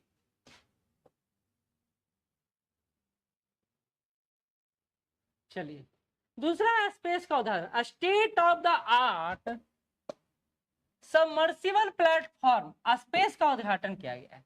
ये क्या है? तो केरल का कुलमाबू में डीआरडीओ द्वारा state of the art submersible platform यानी स्पेस को लॉन्च किया गया है। ये क्या करेगा? तो ये नौसेना के लिए टेक्नोलॉजी विकसित करने का काम करेगा। स्पेस प्रोग्राम किसके लिए काम करेगा? नौसेना के लिए काम करेगा। हाँ, बैठे बैठे नींद आता है, हमको भी पता है, इसलिए बीच बीच में हंसी मजाक कर लेते हैं। इनको तो खूब नींद आ रहा है, जब से आ रहा है ना। नहीं सर, नहीं नहीं, तो ये बिल्कुल कम बड़ी बात नहीं, इसलिए तो आप बीच बीच में मोबाइल देख रहे हैं कि कब से किसका किसका आ गया होगा कॉल मैसेज, है कि नहीं? हम कहाँ कुछ बोल रहे हैं। देखिए, कहा यही लोग कहते हैं कि जितना बड़ा सपना होगा ना, संघर्ष उससे बड़ा होगा। अगर सपना छोटा देखिएगा तो आपको संघर्ष करना, आराम से जॉब मिल गया है, आराम से करिए। लेकिन अगर संघर्ष बड़ा होगा तो सपना भी बड़ा होगा। तो अगर आप इसको जी रहे हैं तो बहुत अच्छी बात है, कम से कम कोशिश तो कर रहे हैं ना। नहीं तो 67 वाले का जिनका रिजल्ट हुआ उनसे पूछिए कि बउआ 70 दे वो। नहीं नहीं भाई, रिजल्ट हो गया भाई, बहुत बात है, बड़ी बात है, हम नहीं देंगे आपको यार एग्जाम। 67 वाला खूब डर रहा है, क्योंकि पता है ना कि अब एक और बात है, नाउमीदी में उम्मीद दे दिया उनको। बहुत ऐसे अच्छे लोगों का रिजल्ट हुआ, बहुत सारे साधारण लड़कों का रिजल्ट हुआ, और लड़कियों का रिजल्ट तो हुआ है। तो एक उम्मीद मिल गया था। वो अब एक मेन है, ट्रेनिंग चल रहा है, उधर मजा मस्ती मार रहे हैं। अभी 70 के चक्कर में कौन टेंशन लेता है? लेकिन आप अगर ये ले रहे हैं, हिम्मत है आप में, यही बहुत बड़ी बात है ना। चलिए, तो कहते हैं इससे होगा क्या? तो सोनार टेक्नोलॉजी है ना, उस पर काम किया जाएगा। नौसेना के लिए तो सारा हथियार सोनार पर ही डिपेंड करता है। सोनार आपका जितना एक्टिवली काम करेगा उतना ही ज्यादा आप अचूक निशाना लगा पाएंगे और दुश्मन को पहचान पाएंगे, और आपका स्पेस प्रोग्राम उसी के लिए लॉन्च किया गया। ठीक है, तो स्पेस प्रोग्राम किससे जुड़ा हुआ है? डीआरडीओ के नौसेना के न्यू टेक्नोलॉजिकल इंप्रूवमेंट से जुड़ा हुआ है। ठीक, हाँ स्पेस लग रहा। देखिए ना, हमारे प्रवीण जी स्पेस वाला ही फोटो दे दिए हैं। हाँ स्पेस, हाँ ठीक, हाँ ये ट्रिकी हो सकता है, सही बात बोले। कहता है उत्तर प्रदेश का तिरंगा बर्फी को जीआई टैग दिया गया है, और भारत में सबसे ज्यादा जीआई टैग प्राप्त करने वाला राज्य भी बन गया है, वो है उत्तर प्रदेश। तो ये तिरंगा बर्फी को दिया गया। बाकी हम लोग जीआई टैग का लिस्ट लेकर आएंगे, बिहार में किसको किसको दिया गया है वो अलग अलग, अभी इसको दिया गया है उसका देख लेते हैं। कहते हैं ये बस एक फैक्ट है, याद कर लिए, दिनेश त्रिपाठी को नौसेना का प्रमुख बनाया गया है। भारतीय नौसेना के वाइस एडमिरल दिनेश त्रिपाठी को नौसेना का प्रमुख नियुक्त कर दिया गया है। चीफ ऑफ डिफेंस स्टाफ अभी कौन है? तो अनिल चौहान जी। ये बस रटने वाला है। सेना अध्यक्ष कौन है? तो मनोज पांडे जी। और वायुसेना अध्यक्ष कौन है? तो विवेक राम चौधरी जी है। तो ये मिलान करने आ सकता है या तथ्यात्मक ज्ञान पूछ सकता है आपसे। बाकी इसका कोई रटने समझने वाला स्थिति नहीं है, रटने वाला स्थिति है। ठीक है, तो अभी नौसेना अध्यक्ष कौन बने हैं? दिनेश त्रिपाठी जी बने। ठीक है, कहता है स्काई ट्रैक्स द्वारा sky tracks world airport award 2024 की घोषणा की गई है।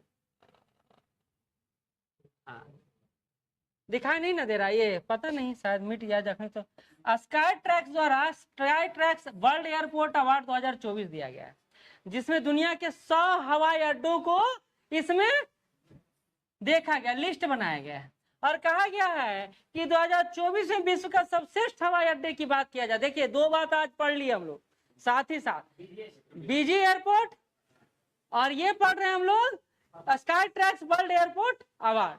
तो सर्वश्रेष्ठ हवाई अड्डा का पुरस्कार दिया है हमाद इंटरनेशनल एयरपोर्ट दोहा में जो है। हाँ, और वहां किसको सबसे व्यस्तम एयरपोर्ट का अवार्ड दिया गया था? अटलांटा को, जो यूएसए में।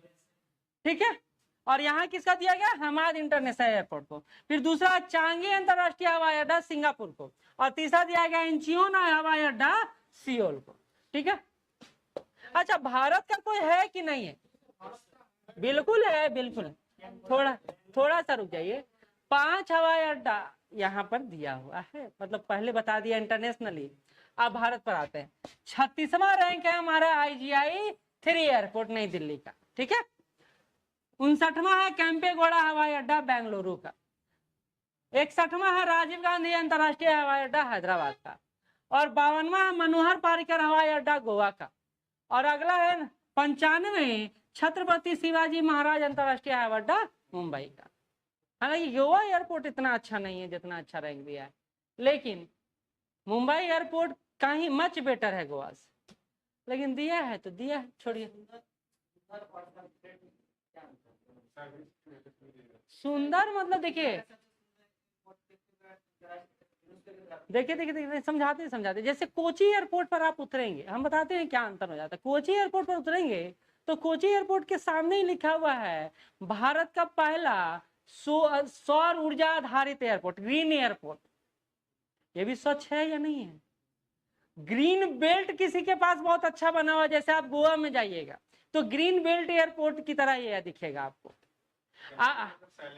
हाँ, तो स्वच्छता का, सुंदरता का मायने काफी अलग अलग होता है। ठीक है, तो उसके आधार पर ये अपना देते हैं।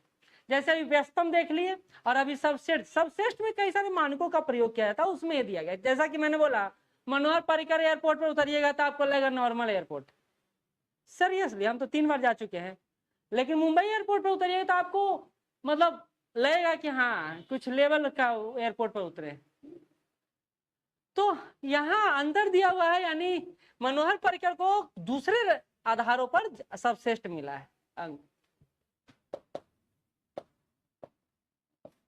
कहते हैं Skytrax world airport award customer survey, customer के रिपोर्ट के अनुसार ये थे। अब देखिए, गोवा में क्या है, व्यस्त नहीं है चीजें, स्लाइड बहुत मतलब ज्यादा गैदरिंग नहीं है। लेकिन मुंबई एयरपोर्ट को देखिएगा, गैदरिंग बहुत ज्यादा। वहां जाइएगा तो बस सब तरह लोग सोए हुए हैं, बनाया हुआ बड़ा अच्छा सिस्टमेटिक, लेकिन गैदरिंग काफी ज्यादा है। अब ऐसे ही बेंगलुरु पर चल जाए तो बेंगलुरु में भी पॉपुलेशन उतना ज्यादा नहीं आपको दिखाई देगा, बंबई में गैदरिंग ज्यादा लगता है। लेकिन दिल्ली का तो और ज्यादा गैदरिंग है, लेकिन मैनेजमेंट बहुत अच्छा है। हाँ, मेट्रो जोड़ दिया ना, डायरेक्ट कनेक्टिविटी मेट्रो से, सीधे निकलिए मेट्रो में बैठिए और आप बाहर निकल जाइए, आपके लिए सुविधा बहुत अच्छा है। GMR ने उसको जब डेवलप किया है तो बहुत मानकों के आधार पर डेवलप किया, और यही GMR को उसी के आधार पर हैदराबाद भी मिला, और उसको फिर मालदीव का भी मिला। हालांकि मालदीव वाला टेंडर छीन लिया गया। खैर, आगे बढ़ते हैं। ठीक, तो हाँ, एक और बात, ये इंपॉर्टेंट क्यों है आपके लिए, सुनिए। इसे हवाई अड्डा उद्योग का ऑस्कर भी कहा जाता है। किसको? Sky tracks world airport award को। ये बड़ा इंपॉर्टेंट पॉइंट हो गया कि हवाई उद्योग का ऑस्कर किसको कहा जाता है, तो वो sky tracks world airport report को कहा जाता है, अवार्ड को कहा जाता है। ठीक है,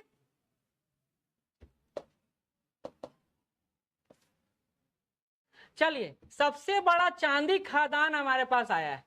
दुनिया का दूसरा सबसे बड़ा चांदी खादान जो हमको मिला है वो राजस्थान स्थित सिंधेश्वर खुर्द खादान में मिला है। चांदी यहाँ बहुत बड़े स्तर पर उत्पादन हो रहा है।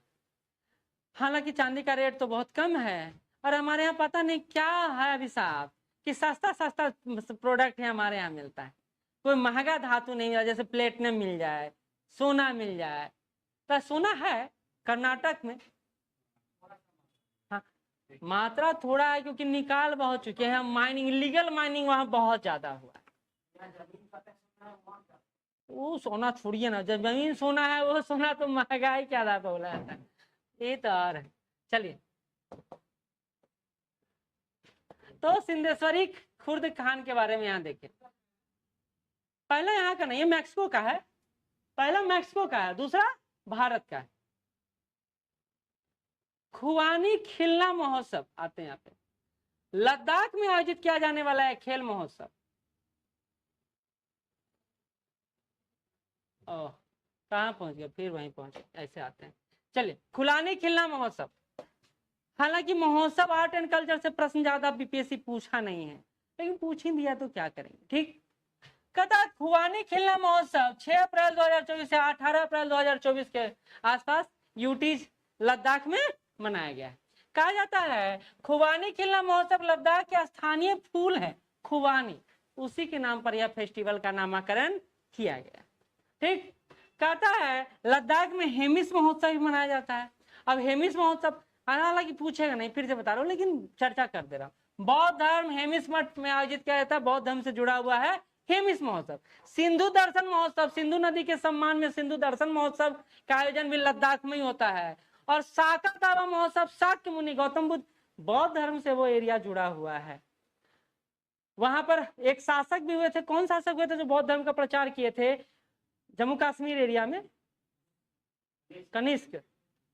तो बौद्ध धर्म का वहां प्रचार प्रसार हुआ। यहाँ आप जाइएगा तो उस अरे हम कहें अच्छा राजगीर में धाम महोत्सव क्यों आयोजित किए, क्योंकि बौद्ध धर्म से रिलेटेड वहां पर अच्छा माहौल है।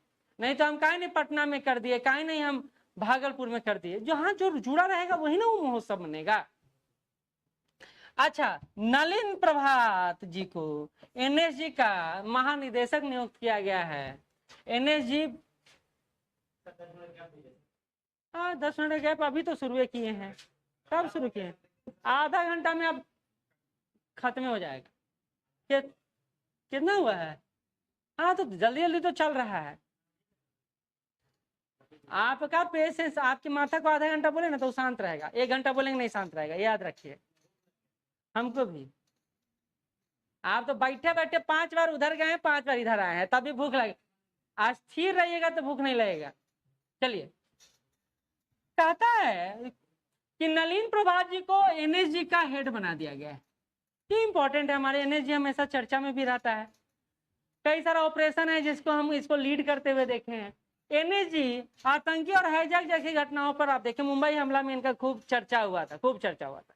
खैर, स्थापना 1984 में हुआ है और इनका मोटो है सर्वत्र सर्वोत्तम सुरक्षा, यानी सभी की सुरक्षा की जाए। कहता है तछवी बाघानी को गिनीज वर्ल्ड रिकॉर्ड में शामिल किया गया है। क्यों शामिल किया गया है? क्योंकि इन्होंने लोएस्ट लिम्बो स्केटिंग में 25 मीटर में स्केटिंग करने का विश्व रिकॉर्ड बनाया। स्केटिंग वो बर्फ पर होता है, देखते हैं, उसी में, इसी में तछवी बाघानी जी को वर्ल्ड रिकॉर्ड है। हालांकि इंपॉर्टेंट नहीं है हमारे लिए, लेकिन क्या पता क्या इंपॉर्टेंट है। पिछले बार देखे थे ना, कर आज हम लोग को राजस्थान का करंट अफेयर पूछ दिया था, पूछा है ना एक क्वेश्चन। खैर, कहते भारत का ब्रह्मोस मिसाइल, ये बड़ा इंपॉर्टेंट है, बहुत इंपॉर्टेंट। क्या हो रहा है उधर? खड़खड़, पंखा नहीं है, कुछ और है।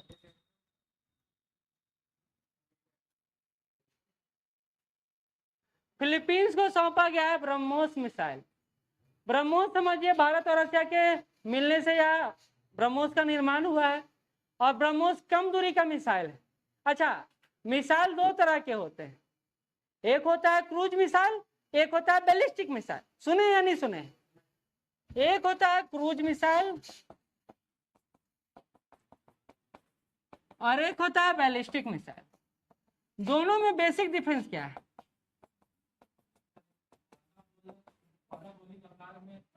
कौन कौन सा? पक्का?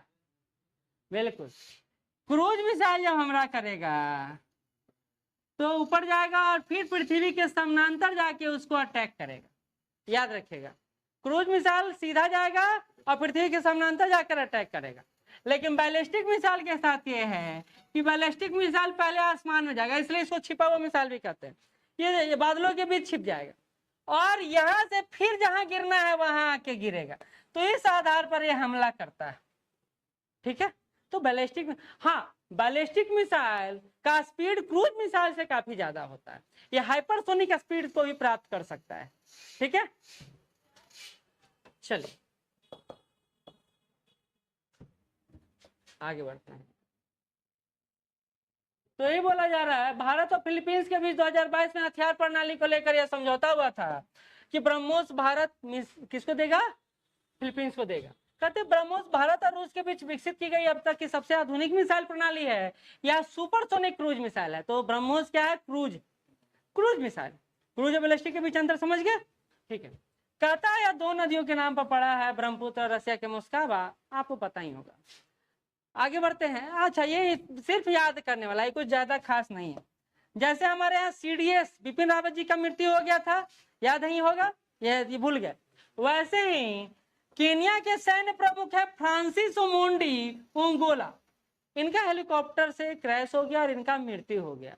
इनके साथ 9 सैनिक और जा रहे थे, उनका भी मृत्यु हो गया।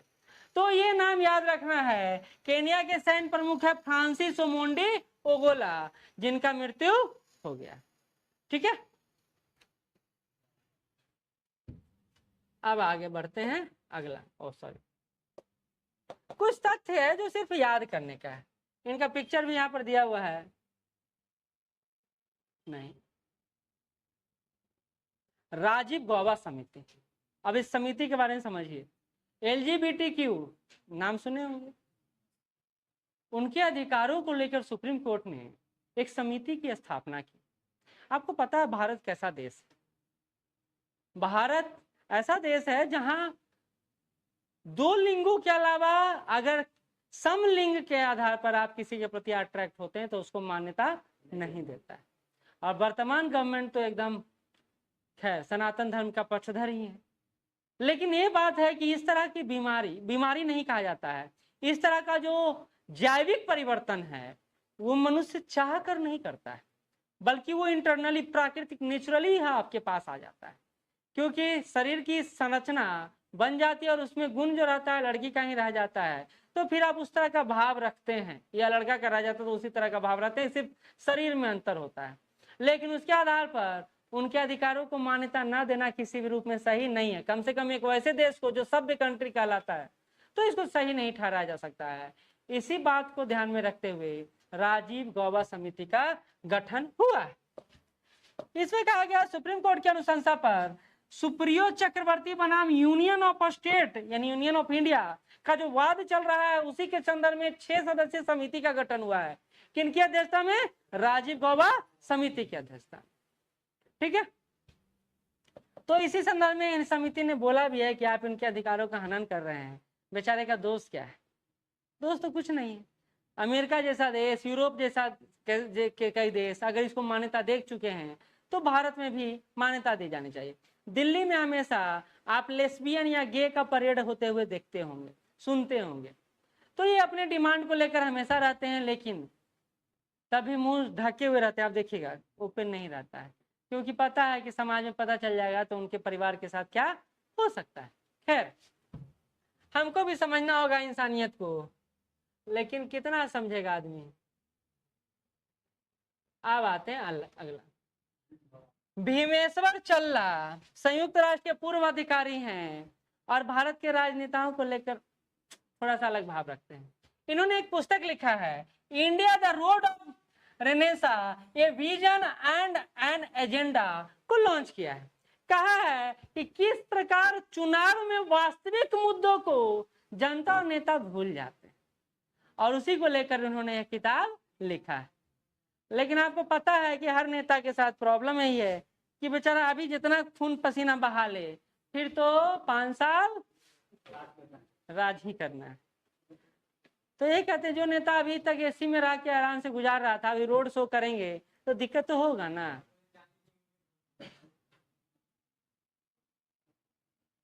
खैर, आजकल नीतीश कुमार जी दिखाई नहीं दे रहे हैं, बीमार हैं।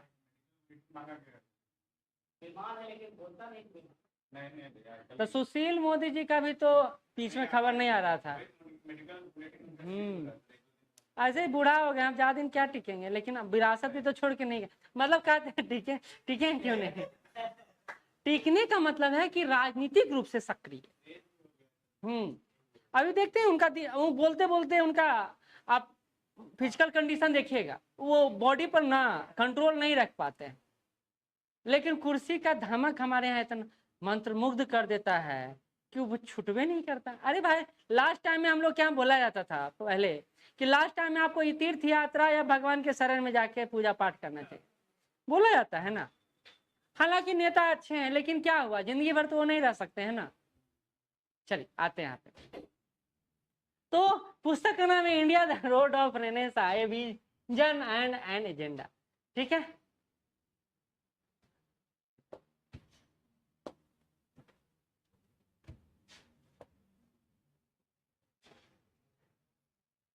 ये है लोंगटे त्योहार।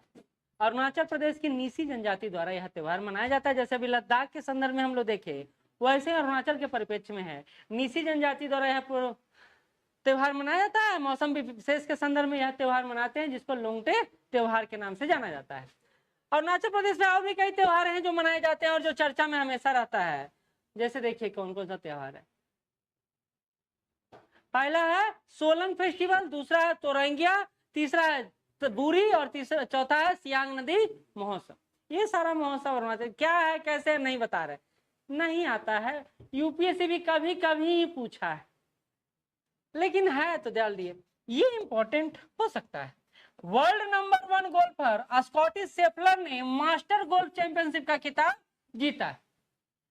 खेल से अमूमन क्वेश्चन बीपीएससी तो देता ही है, 2-3 क्वेश्चन तो देता ही है। तो स्कॉटिश शेफलर ने गोल्फ मास्टर टूर्नामेंट का आवाज जीता है। वर्ष में होने वाले पुरुष की 4 प्रमुख गोल्फ चैंपियनशिप है, उसी में से एक चैंपियनशिप ये भी है। कौन कौन चैंपियनशिप है? तो मास्टर टूर्नामेंट होता है जो अप्रैल में होता है, उसी का पीजीए चैंपियनशिप जो होता है मई में होता है। ये सब किसका टूर्नामेंट है? गोल्फ का। तो ये आपके मिसलेनियस में भी पूछा जा सकता है। कहते हैं मास्टर टूर्नामेंट अभी अप्रैल में हो गया जिसको इन्होंने जीता, पीजीए चैंपियनशिप मई में होगा, अगला यूएस ओपन जून में होगा, और द ओपन चैंपियनशिप जुलाई में होगा। जैसे आप विंबलडन देखते हैं, यूएस ओपन देखते हैं, और कौन सा देखते हैं? ऑस्ट्रेलियाई ओपन देखते हैं, और एक कौन सा है? French open. 4 ओपन होता है, वैसे ही 4 है। ठीक है, गोल्फ का है।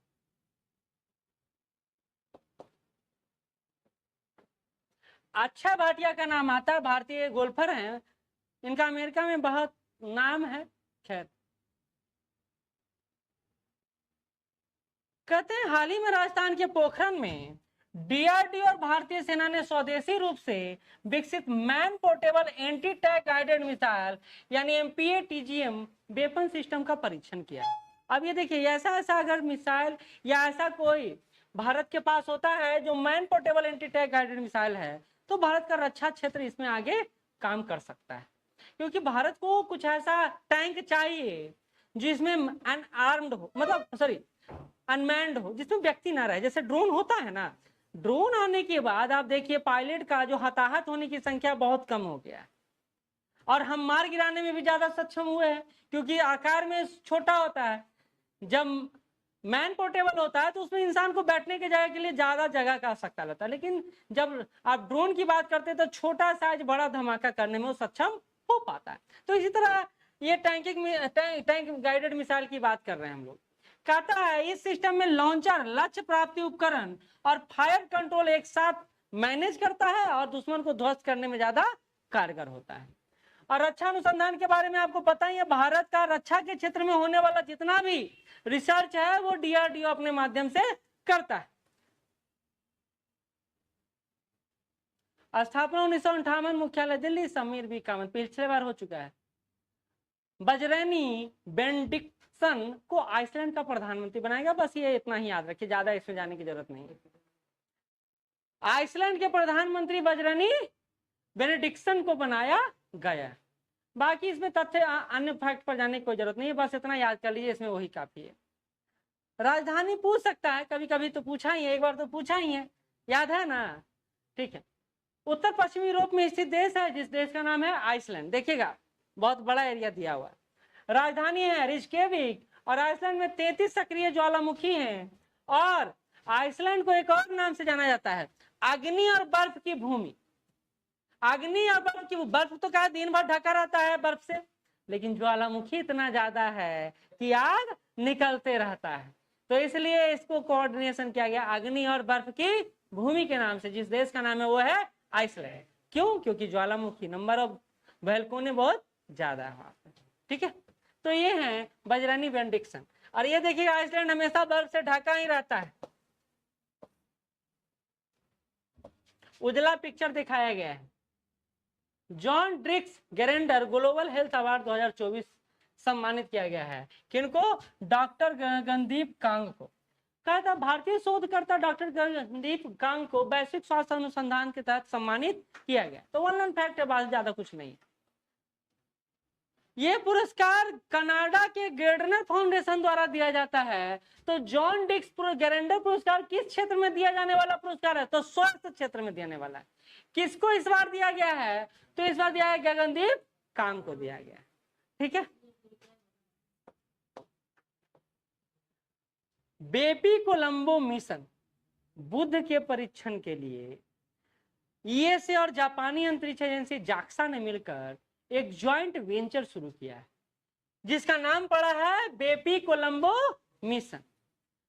तो ये कहता है बुध ग्रह के अध्ययन के लिए भेजा जाने वाला एक मिशन होगा जो यूरोपीय यूनियन और जापान के सहयोग से चलेगा। यूरोपीय स्पेस एजेंसी और जापान अंतरिक्ष एजेंसी के सहयोग से चलेगा। कहता है यह बुध ग्रह के चुंबकीय क्षेत्र की और ग्रह की संरचना इत्यादि के बारे में पता लगाएगा। जैसे हमारे ही इसरो के अध्यक्ष बोले कि 2050 के आसपास तक हम चंद्रमा पर पैर रख देंगे, क्योंकि पृथ्वी उस समय जीने लायक बचेगा नहीं, हम छोड़ेंगे ही नहीं। हम लोग क्यों दूसरे ग्रहों पर जा रहे हैं? अब मंगल से मन भर गया क्या जो बुध पर जा रहे हैं? तो मंगल में जितना हमको सोचे थे उतना हमको मिल नहीं पाया। तो जब वहां जीवन का प्रभाव नहीं दिख रहा है तो हम बुध की तरफ चल रहे हैं कि वहां ही कुछ दिख जा नहीं रहा है ना।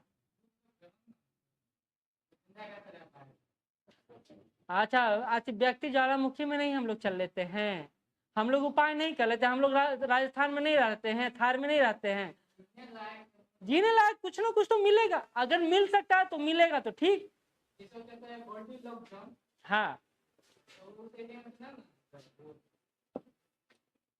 बुध पर अभी बहुत ज्यादा परीक्षण हम नहीं किए हैं। ये दूसरा हम मिशन देख रहे हैं नासा के बाद जो भेजा जा रहा है, तो ये बहुत ज्यादा रिसर्च हुआ नहीं। चंद्रमा से कम ही जानते हैं, लेकिन चंद्रमा पर जीने लायक तो जीवन हो सकता है।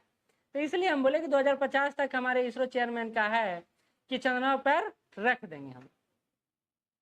खैर कहता है ब्रिटिश अमेरिकी लेखक है सलमान रुश्दी, इनका तो नाम बताने की जरूरत है नहीं। इन्होंने एक पुस्तक लिखा है नाइफ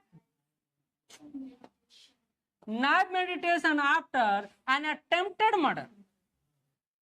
चाकू हमले का अनुभव करने का वर्णन किया है इसमें कि एक चाकू से जब मर्डर किया जाता है तो कैसा कैसा फील हो सकता है। इनका पुस्तक और भी है। देखिए एक चीज जान ली, दुनिया में या तो जो समझ में आता है वो देखिएगा, लेकिन आज के लोग जो दुनिया में समझ में नहीं आता वही पढ़ते और वही देखते हैं। याद रखिए, बात हुआ कि नहीं हुआ। आज आप लोग मोबाइल रखते हैं ना, कीपैड वाला काहे नहीं रखते हैं, स्मार्टफोन काहे रखते हैं, उसमें भी तो कॉले आता है, उसमें भी बात सब में है, ठीक। इनका प्रमुख पुस्तक है सेम शालीमार द क्लाउन और the golden house of victory city, बहुत प्रसिद्ध पुस्तक। तो ये सारा बुक है सलमान रुश्दी जी का। भारत में भी जावेद अख्तर जी का नाम हमेशा सुनने को मिलता है। उनका भी लेखन बड़ा बढ़िया है। अगला है गोपीचंद थोटाकुरा ब्लू ऑरिजिन अंतरिक्ष मिशन के लिए इनको भेजा जा रहा है। अभी हमने पढ़ा है राकेश शर्मा जी हमारे सबसे पहले अंतरिक्ष यात्री हैं। उसके बाद कहा जा रहा है गोपीचंद थोटाकुरा को ब्लू ऑरिजिन के न्यू सेफर 25 मिशन के लिए चालक दल का हिस्सा बनाया गया। तो राकेश शर्मा के बाद शायद दूसरे ये व्यक्ति हो सकते हैं जो अंतरिक्ष में अपना कदम रखेंगे। तो ये नाम आप याद रखेंगे। ब्लू ऑरिजिन कंपनी हमेशा चर्चा में रहता है। एक अमेरिकी एरोस्पेस निर्माता कंपनी है और अंतरिक्ष प्रौद्योगिकी पर काम करता है। स्थापित 8 सितंबर 2000 को हुआ है। मुख्यालय केंट वॉशिंगटन में है और जेफ बेजोस इसके मुख्यतः ब्लू ऑरिजिन को ना आप दुनिया का अंतरिक्ष में सब जैसे स्पेस एक्स है उसी लेवल का इसको आप एजेंसी मान सकते हैं। उधर वो थामे हुए हैं और इधर जेफ बेजोस थामे हुए हैं। तो ब्लू ऑरिजिन का नाम दुनिया के सब जब निजी प्राइवेट कंपनी का नाम लिया था तो उनका इसमें एक नाम ये भी आता है। ठीक, ब्लू ऑरिजिन। एलन मस्क और ये जेफ बेजोस में कभी कभी जुबानी हमला भी इसको लेकर होता है। खैर, डस्टलिक 2024 भारत और उज्बेकिस्तान के मध्य होता है। अब यही पूछा जाता है कि किसके किसके मध्य होता है, तो भारत और उज्बेकिस्तान के मध्य होता है डस्टलिंग 2024। और भी कई सारे एक्सरसाइज हैं जो कुछ पूछे जाते हैं, जैसे गरुड़ शक्ति इंडोनेशिया। गरुड़ शक्ति ऐसा नहीं कि सिर्फ इंडोनेशिया, 3 गरुड़ शक्ति हमारे यहाँ होता है। हाँ, एक्विबिरीन मालदीव के साथ हम लोग का होता है, हैंड इन हैंड चीन के साथ होता है, बोल्ड कुरुक्षेत्र सिंगापुर के साथ होता है, मित्र शक्ति हमारा श्रीलंका के साथ होता है, नोमैडिक एलिफेंट मंगोलिया के साथ होता है, सिम्बेक्स भारत और सिंगापुर के मध्य होता है, अजय वॉरियर ब्रिटेन और भारत के मध्य। फ्रांस के साथ हमारा 3 एक्सरसाइज, ब्रिटेन के साथ 3 एक्सरसाइज, हम लोग उसके साथ अलग अलग एक्सरसाइज। कुछ एक्सरसाइज का नाम यहाँ है, बाकी एक्सरसाइज में हम करवाएंगे ना तो उसमें दे देंगे। कुछ द्विदेशीय है, कोई बहुदेशीय है, तो एक्सरसाइज कई तरह का है। हाँ, कोई अपने ही देश में, कोई देश के बाहर भी है। ठीक, हाँ, ये जब पुस्तक विमोचन हुआ था पेपर में पिक्चर आया था। ये जब जगदीप धनखड़ जी ने law and spirituality reconnecting the bond नामक पुस्तक का विमोचन किया।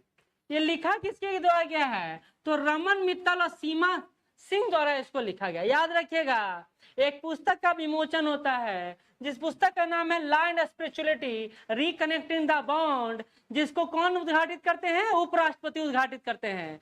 लिखे कौन है, तो रमन मित्तल लिखे और सीमा सिंह लिखे। पेपर में आया पिक्चर, तो बीपीएससी में एक देखिए नोटिस कीजिए, जो पिक्चर उच्चर आता है ना उसको खूब फोकस रहते हैं वो लोग। ठीक, कहते हैं ऑपरेशन मेघदूत चलाया गया था सियाचिन को लेकर। हमने सियाचिन को आजाद करवाया था, उसी में एक ऑपरेशन चलाया था, उस ऑपरेशन का नाम है मेघदूत। ठीक, 13 अप्रैल 1984 को चलाया था, उसी के 40 वर्ष पूरे हैं और उसी में हम लोग मेघदूत 40 वर्ष पूरे होने के संदर्भ में आयोजन कर रहे हैं। तो इसके बाद सियाचिन ग्लेशियर पूरे भारत के नियंत्रण में आ गया, ये तो है। तो ऑपरेशन मेघदूत पूछा जा सकता है किससे जुड़ा हुआ है, सियाचिन को आजाद कराने से जुड़ा हुआ। ठीक,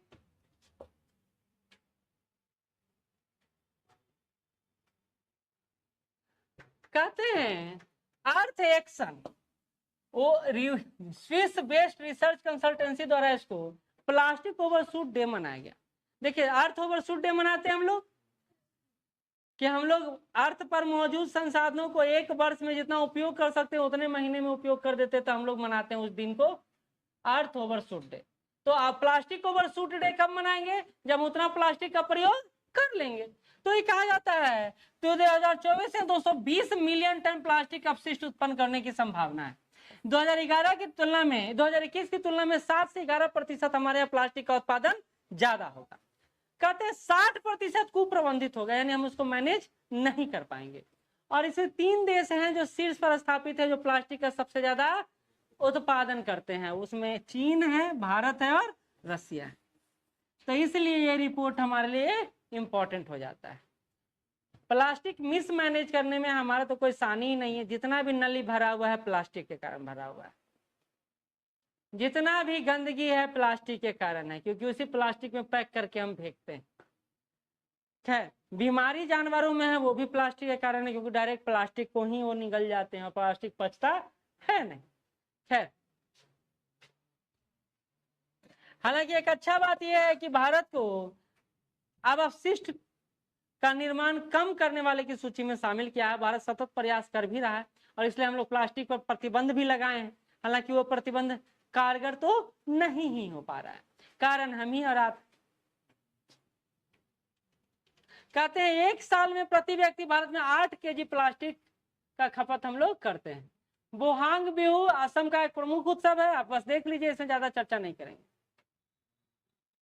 अब आते हैं यहाँ, रक्षा मंत्रालय ने 97 LCA mark 1F fighter jet को खरीदने के लिए किससे समझौता किया है? हिंदुस्तान एरोनॉटिकल लिमिटेड से। हल्का विमान बनाने में इनका तो अच्छा एक्सपीरियंस है, लाइट कॉम्बैक्ट व्हीकल बनाने में इनका तो बहुत बड़ा एक्सपीरियंस है। आकाश भी यही बनाए हैं ना, आकाश का निर्माण भी यही किए। खैर, एक बड़ा इंपॉर्टेंट है, लक्षद्वीप में पहला निजी बैंक है जो खोला गया है, वो है HDFC बैंक। जब से प्रधानमंत्री जी गए हैं अट्रैक्ट किया है सबको। हालांकि अभी भी वो विकसित अवस्था में नहीं है, जितना अच्छा से विकसित अंडमान निकोबार को किया गया है, लक्षद्वीप अभी तक विकसित नहीं। लेकिन लक्षद्वीप के आर्थिक सशक्तिकरण के लिए HDFC ने अपना वहां एक बैंक खोला है। अब आप समझ सकते हैं कैसा निर्जर इलाका होगा, जहां ना बैंकिंग सिस्टम अच्छा से है ना कुछ है। SBI ब्रांच है वहां, आपको मिलेगा।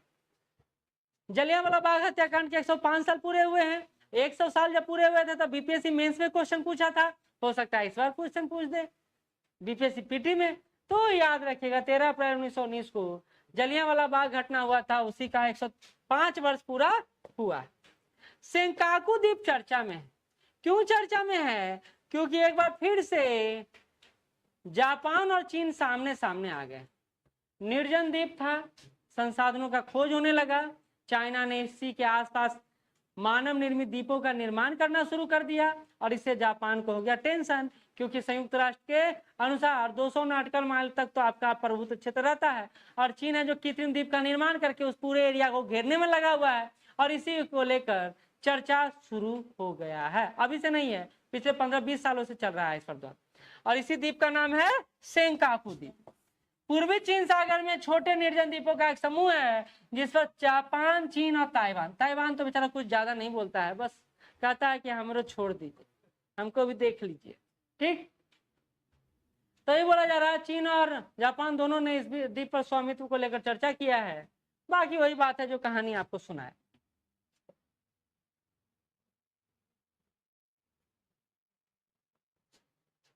कहता है यह रिपोर्ट, जिस रिपोर्ट का नाम है according to global trade outlook and statistical report, ये कहता है कि 2024 विश्व स्तर पर व्यापार की मात्रा 2024 से 2.6% और 2025 में 3.3% बढ़ने का अनुमान है। यानी लगातार ट्रेंड को हम लोग आगे प्रमोट करने में लगे हुए। अब देखिए ना, कोई भी देश अगर वैश्विक स्तर पर ट्रेंड प्रमोट होता है, इसका सीधा मतलब है कि आर्थिक क्रियाकलाप में वृद्धि हो रहा है। ऐसे आयात और निर्यात बढ़ेगा और हमारे देश की अर्थव्यवस्था सुदृढ़ होगी। और ये रिपोर्ट यही बात कह रहा है। बाकी विश्व व्यापार संगठन WTO के बारे में आपको जानना चाहिए कि इसका गठन 1995 में हुआ है। मराकेश समझौते के तहत पहले यह WTO नहीं कहलाता था, गेट कहलाता था। बहुत अच्छा। कहता है सदस्य संख्या 164 है, मुख्यालय जिनेवा स्विट्जरलैंड में।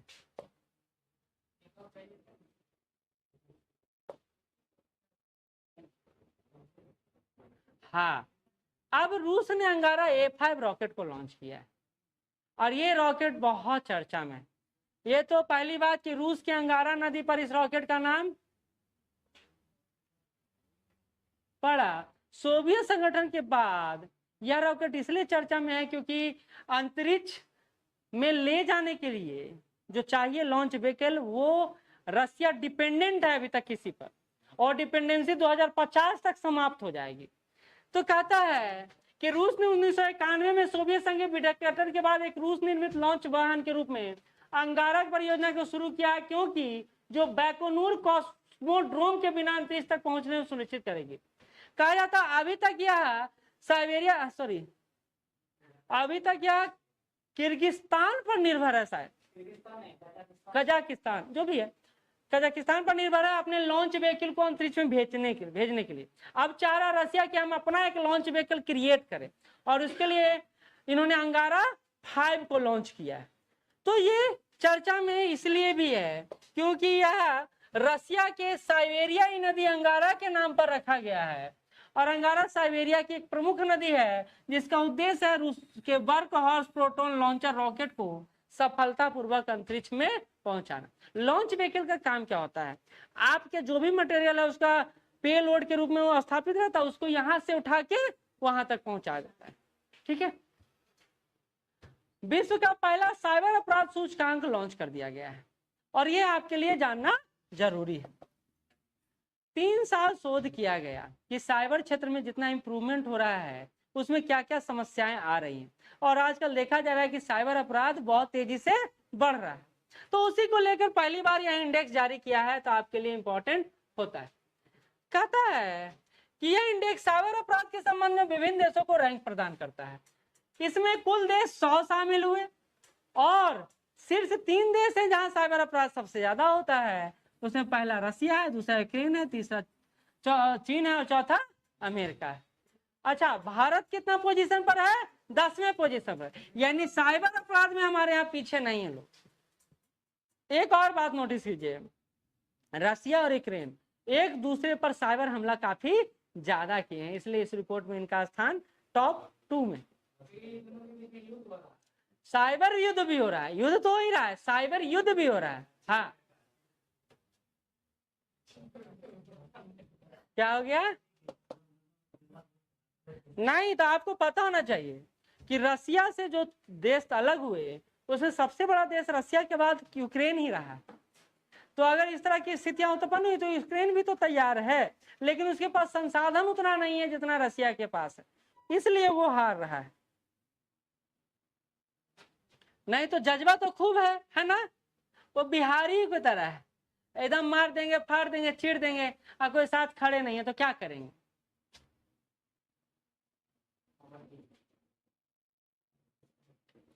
आधा घंटा में बात करते हैं, ठीक है। कहते हैं विश्व साहित्यिक पुरस्कार दिया गया है किनको? ममता जी सागर को दिया गया है विश्व साहित्यिक पुरस्कार, इतना याद रखिएगा। ममता जी सागर को विश्व लेखक संगठन द्वारा साहित्य में उनके योगदान के लिए विश्व साहित्यिक पुरस्कार से नवाजा गया है। विश्व साहित्यिक पुरस्कार किनको दिया गया है? ममता जी सागर को। बाकी ज्यादा इसमें पढ़ने की जरूरत नहीं है क्योंकि क्वेश्चन तो डायरेक्ट ही पूछा जाता है। कितना सोइएगा, एसी बंद करवाए तभी तो नींद टूटेगा। देखते हैं ना, जिस घर में ज्यादा सुविधा रहता है वहां लोग पढ़ते नहीं हैं, देखे हैं? जिनको कष्ट रहता है वही पढ़ते हैं। इसलिए माँ बाप तो आपको, हाँ ये इंपॉर्टेंट बस इतना है, ये जान लीजिए, इसको बहुत इंपॉर्टेंट है क्योंकि एक पूछा जा सकता है।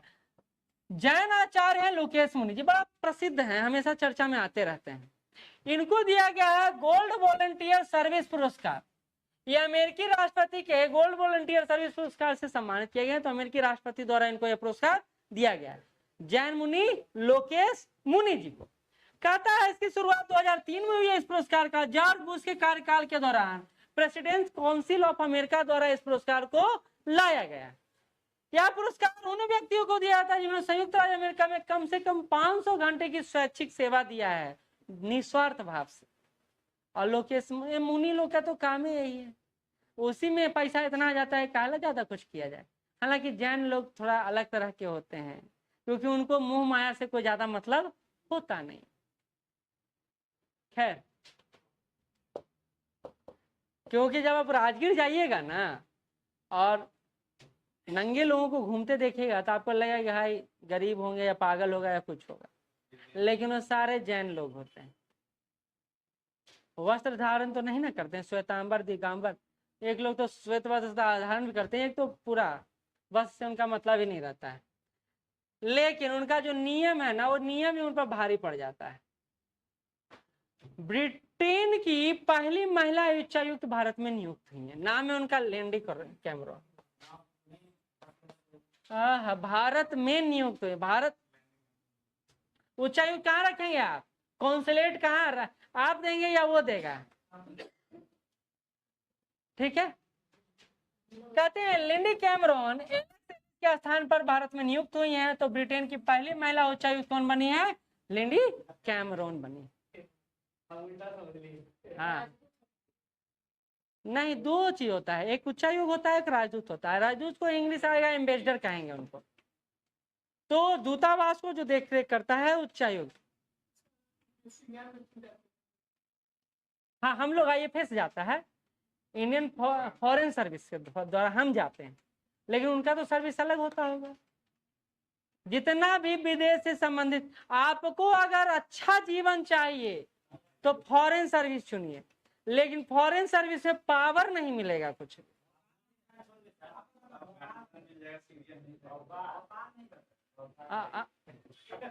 या कहते नहीं रहता है आपको, आप एम्बेसडर, इसका मतलब समझे, दूसरा देश में आप एकदम सीना तान के पूरा देश घूमिएगा, कोई रोकने वाला आपको है? बताइए। हाँ, भारत में नहीं इज्जत है, भारत में इज्जत नहीं, इसलिए विदेश मंत्री कोई बनना नहीं चाहता है।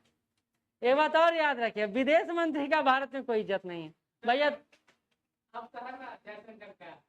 तो इज्जत आप समझे नहीं, कहाँ आप भारत के पर्सपेक्टिव में उनको देखते हैं? कभी जब भी फॉरेन अफेयर का कोई डीलिंग होता तभी ना उनका नाम आता है, नहीं तो कहाँ भारत में वो क्या कर सकते हैं? क्यों करेंगे कुछ भी? उनका पावर ही नहीं। हालांकि बहुत माय डियर इंसान है इस जनशंकर जी, बोलिए, देखिए प्रबुद्धता का लक्षण होता है, वो पॉलिटिक्स में है लेकिन पॉलिटिकल बहुत ज्यादा नहीं। खैर, कहता ट्रांसपेरेंसी इंटरनेशनल ने भ्रष्टाचार धारणा सूचकांक जारी किया है। जय जी, शादी हो गया आपका? हो गया है, इसलिए बार बार मोबाइल देखना पड़ता है इनको। हाँ, एक लगा IPL चल रहा है, सब है ना हमारे यहाँ IPL। पैसा लगाते हैं, सट्टा लगाते हैं। हाँ, ओह देखिए, ये भी एनालिसिस अच्छा कर दिए। पैसा लगाने का क्षमता है तो देख सकते हैं, तब आप क्लास से बाहर जाके देख लीजिए आराम से एकदम, क्योंकि IPL से अब उन्हीं को प्यार रहा है जिनको आने जाने का है, ना तो कहाँ आजकल IPL से। हाँ, लेकिन आजकल देखते हैं कहीं बैठे हैं मोबाइल खोल ले, सब के सब यही देख रहे हैं। चलिए आते हैं, अब लास्ट पेज ही हमारा बच्चा, बहुत ज्यादा पेज बचा नहीं, 5 मिनट में समाप्त कर दे। ट्रांसपेरेंसी इंटरनेशनल का भ्रष्टाचार धारणा सूचकांक 2030 लॉन्च किया गया। इसमें टॉप 3 कंट्री आप सामने देख रहे हैं, डेनमार्क, फिनलैंड और न्यूजीलैंड। अपना इंडिया का रैंक देख लीजिए, इंडिया का रैंक कितना है? 93, अंक कितना है? 49, और पिछले बार कितना था? 85।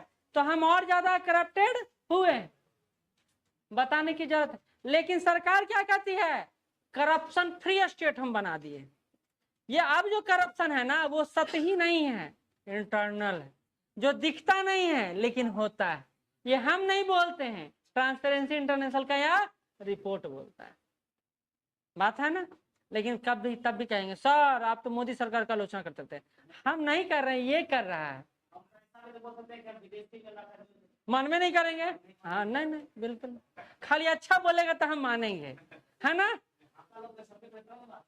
वही तो, सही सही बात, सही बात। तो बाकी में आप अच्छा लाते तो काहे उछलते रहते हैं सीना?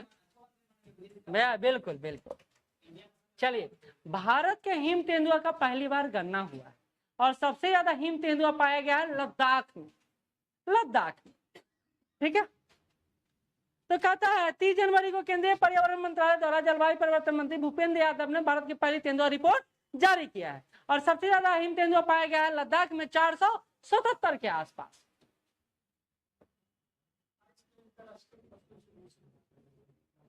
ठीक है, बाकी आप देख लीजिएगा। छठा खेलो इंडिया यूथ कांग्रेस गेम्स का आयोजन हुआ, जिसमें सबसे अच्छा प्रदर्शन महाराष्ट्र ने किया है। सबसे अच्छा प्रदर्शन महाराष्ट्र ने किया और इसका आयोजन तमिलनाडु राज्य में किया गया। दो बात समझिए, सिक्स्थ खेलो इंडिया यूथ गेम्स का आयोजन हुआ तमिलनाडु में, जिसमें सबसे अच्छा प्रदर्शन महाराष्ट्र ने किया है। टोटल मेडल 158 लेकर ये आए हैं। ठीक,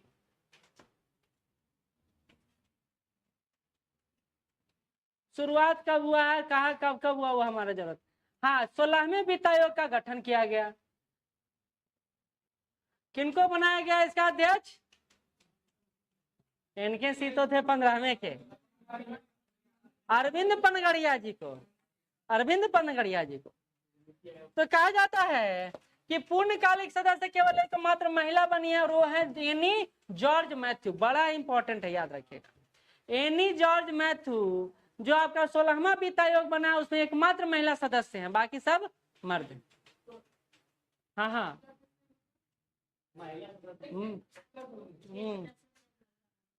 वित्त आयोग का जो गठन हुआ है उसमें अध्यक्षता कौन कर रहे हैं? अरविंद पनगड़िया जी। और इस पूरे सदस्य 6 सदस्य कमिटी में एकमात्र महिला है जो सदस्य हैं, और नाम है उनका श्रीमती एनी मैथ्यू। ठीक है, जॉर्ज मैथ्यू। और इसमें क्या बताने लायक है, बाकी ये तो आपको पता ही है। संवैधानिक आयोग है, आर्टिकल 280(1) में इसकी चर्चा की गई है। ठीक है, यह काम क्या करता है? तो राज्य और केंद्र के बीच वित्त का आदान प्रदान करने का। जब ये रिपोर्ट आएगा तो हम लोग देखेंगे किस किस केंद्र बिंदु में कितना दिया गया, कितना एलोकेट किया गया। अभी कितना केंद्र राज्य के बीच वितरण है, कितना प्रतिशत वितरण है? 60-40 कि 41 या 42?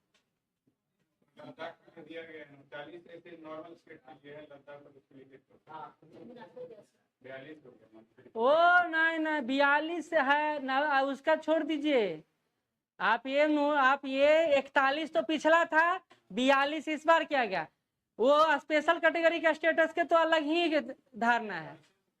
हाँ हाँ, इस बार चर्चा में क्यों रहा? क्योंकि जनसंख्या को बनाया गया, इसलिए दक्षिण का विरोध का सामना करना पड़ा 15वां को। अब 16वां में देखेंगे कि क्या होता है।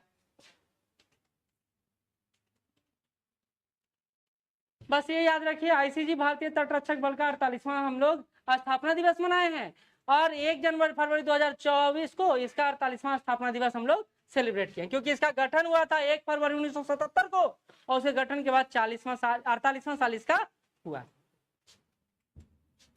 यहाँ पर इसमें जो इम्पोर्टेंट है वो बताते हैं, बाकी नहीं बताते हैं।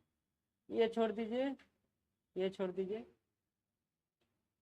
भारत में यूनेस्को ने धरोहर स्थल की सूची को इंप्रूव करने की बात कही है, और उसी में से मराठा सैन्य परिदृश्य को शामिल करने की बात। ये मराठा सैन्य परिदृश्य क्षेत्र, हाँ, टापू रूपी क्षेत्र है, इसको भी यूनेस्को ने विश्व धरोहर स्थल के रूप में नामित करने का बात किया। तो ये चर्चा में आया है। अभी हम लोग पढ़ लिए, कितना है? 42 पढ़े ना, वो पढ़ लिए। एक चीज को कितना देखें। हाँ, ये है, एक मूवी आया हॉलीवुड में, कौन सा मूवी था देखे थे थोड़े दिन पहले। मानव का शरीर विकलांग हो गया था, तो उसको चिप लगा के फिर उसको एक्टिव किया गया। नहीं, वो दूसरा मूवी था। अब उसी तरह का अवधारणा यहाँ पर एलन मस्क ने लाया है कि मानव के शरीर को चिप के द्वारा, जैसे कंप्यूटर को और मोबाइल को नियंत्रित किया जाता है प्रोसेसर के द्वारा, वैसे ही अब चिप के द्वारा मानव ब्रेन को भी एक्टिवेट किया जाएगा। तो ये, हाँ, क्या गया है? वो तो चलते रहेगा। न्यूरोलिंक नाम दिया गया है, कंपनी न्यूरोलिंक ने इंसान के दिमाग में चिप लगाने की बात कहा है। लगाने की बात का अभी लगाया नहीं, अभी प्रोसेस चलेगा, अभी शोध चलेगा। प्रोडक्ट का नाम क्या है? इंपॉर्टेंट है, टेलीपैथी है प्रोडक्ट का नाम। न्यूरोलिंक ने मानव दिमाग में चिप लगाने की बात कही है। किनका है कंपनी? एलन मस्क का कंपनी है न्यूरोलिंक, और इस प्रोडक्ट का नाम क्या है? टेलीपैथी। टेलीपैथी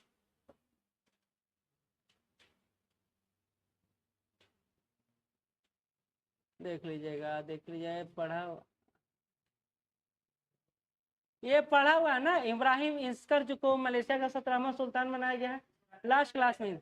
हाँ हाँ हाँ, तो एक ही बात हुआ।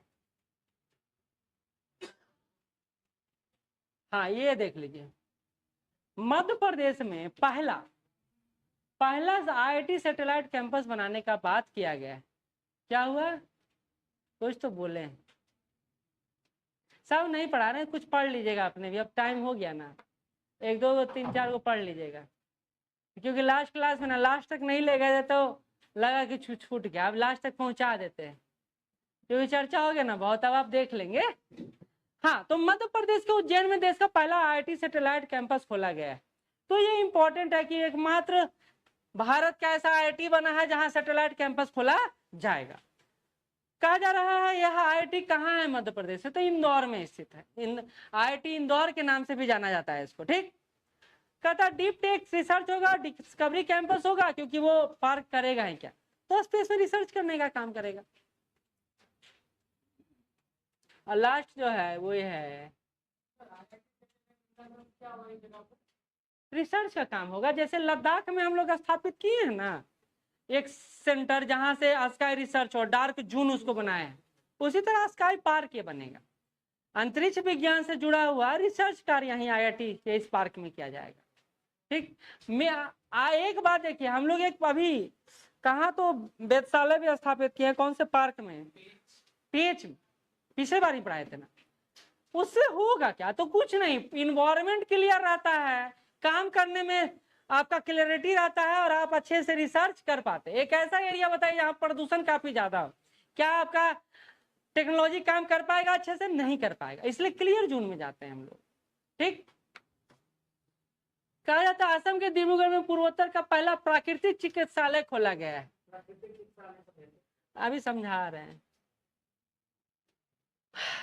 देखिए हम लोग या तो अंग्रेजी खाएंगे दवा या होम्योपैथी खाएंगे, या फिर हम लोग को कुछ ऐसा व्यायाम, कुछ एक्सरसाइज या कुछ ऐसा जड़ी बूटी खाएंगे जिससे हमारा बीमारी ठीक हो जाए, यही ना कर सकते हैं। जैसे बाबा रामदेव जी क्या कराते हैं, प्राणायाम और ये वाला सिस्टम, हाँ, अनुलोम विलोम, हाँ।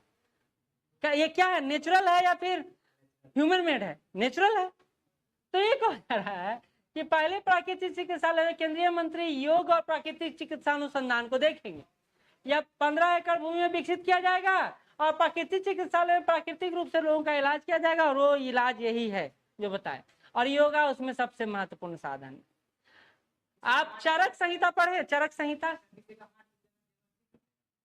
नहीं, ये बिल्कुल सही बोले कि क्या हाथ टूट जाएगा, ठीक, बिल्कुल ठीक कर सकता है। आप योगा का आप नहीं समझते हैं नेचर।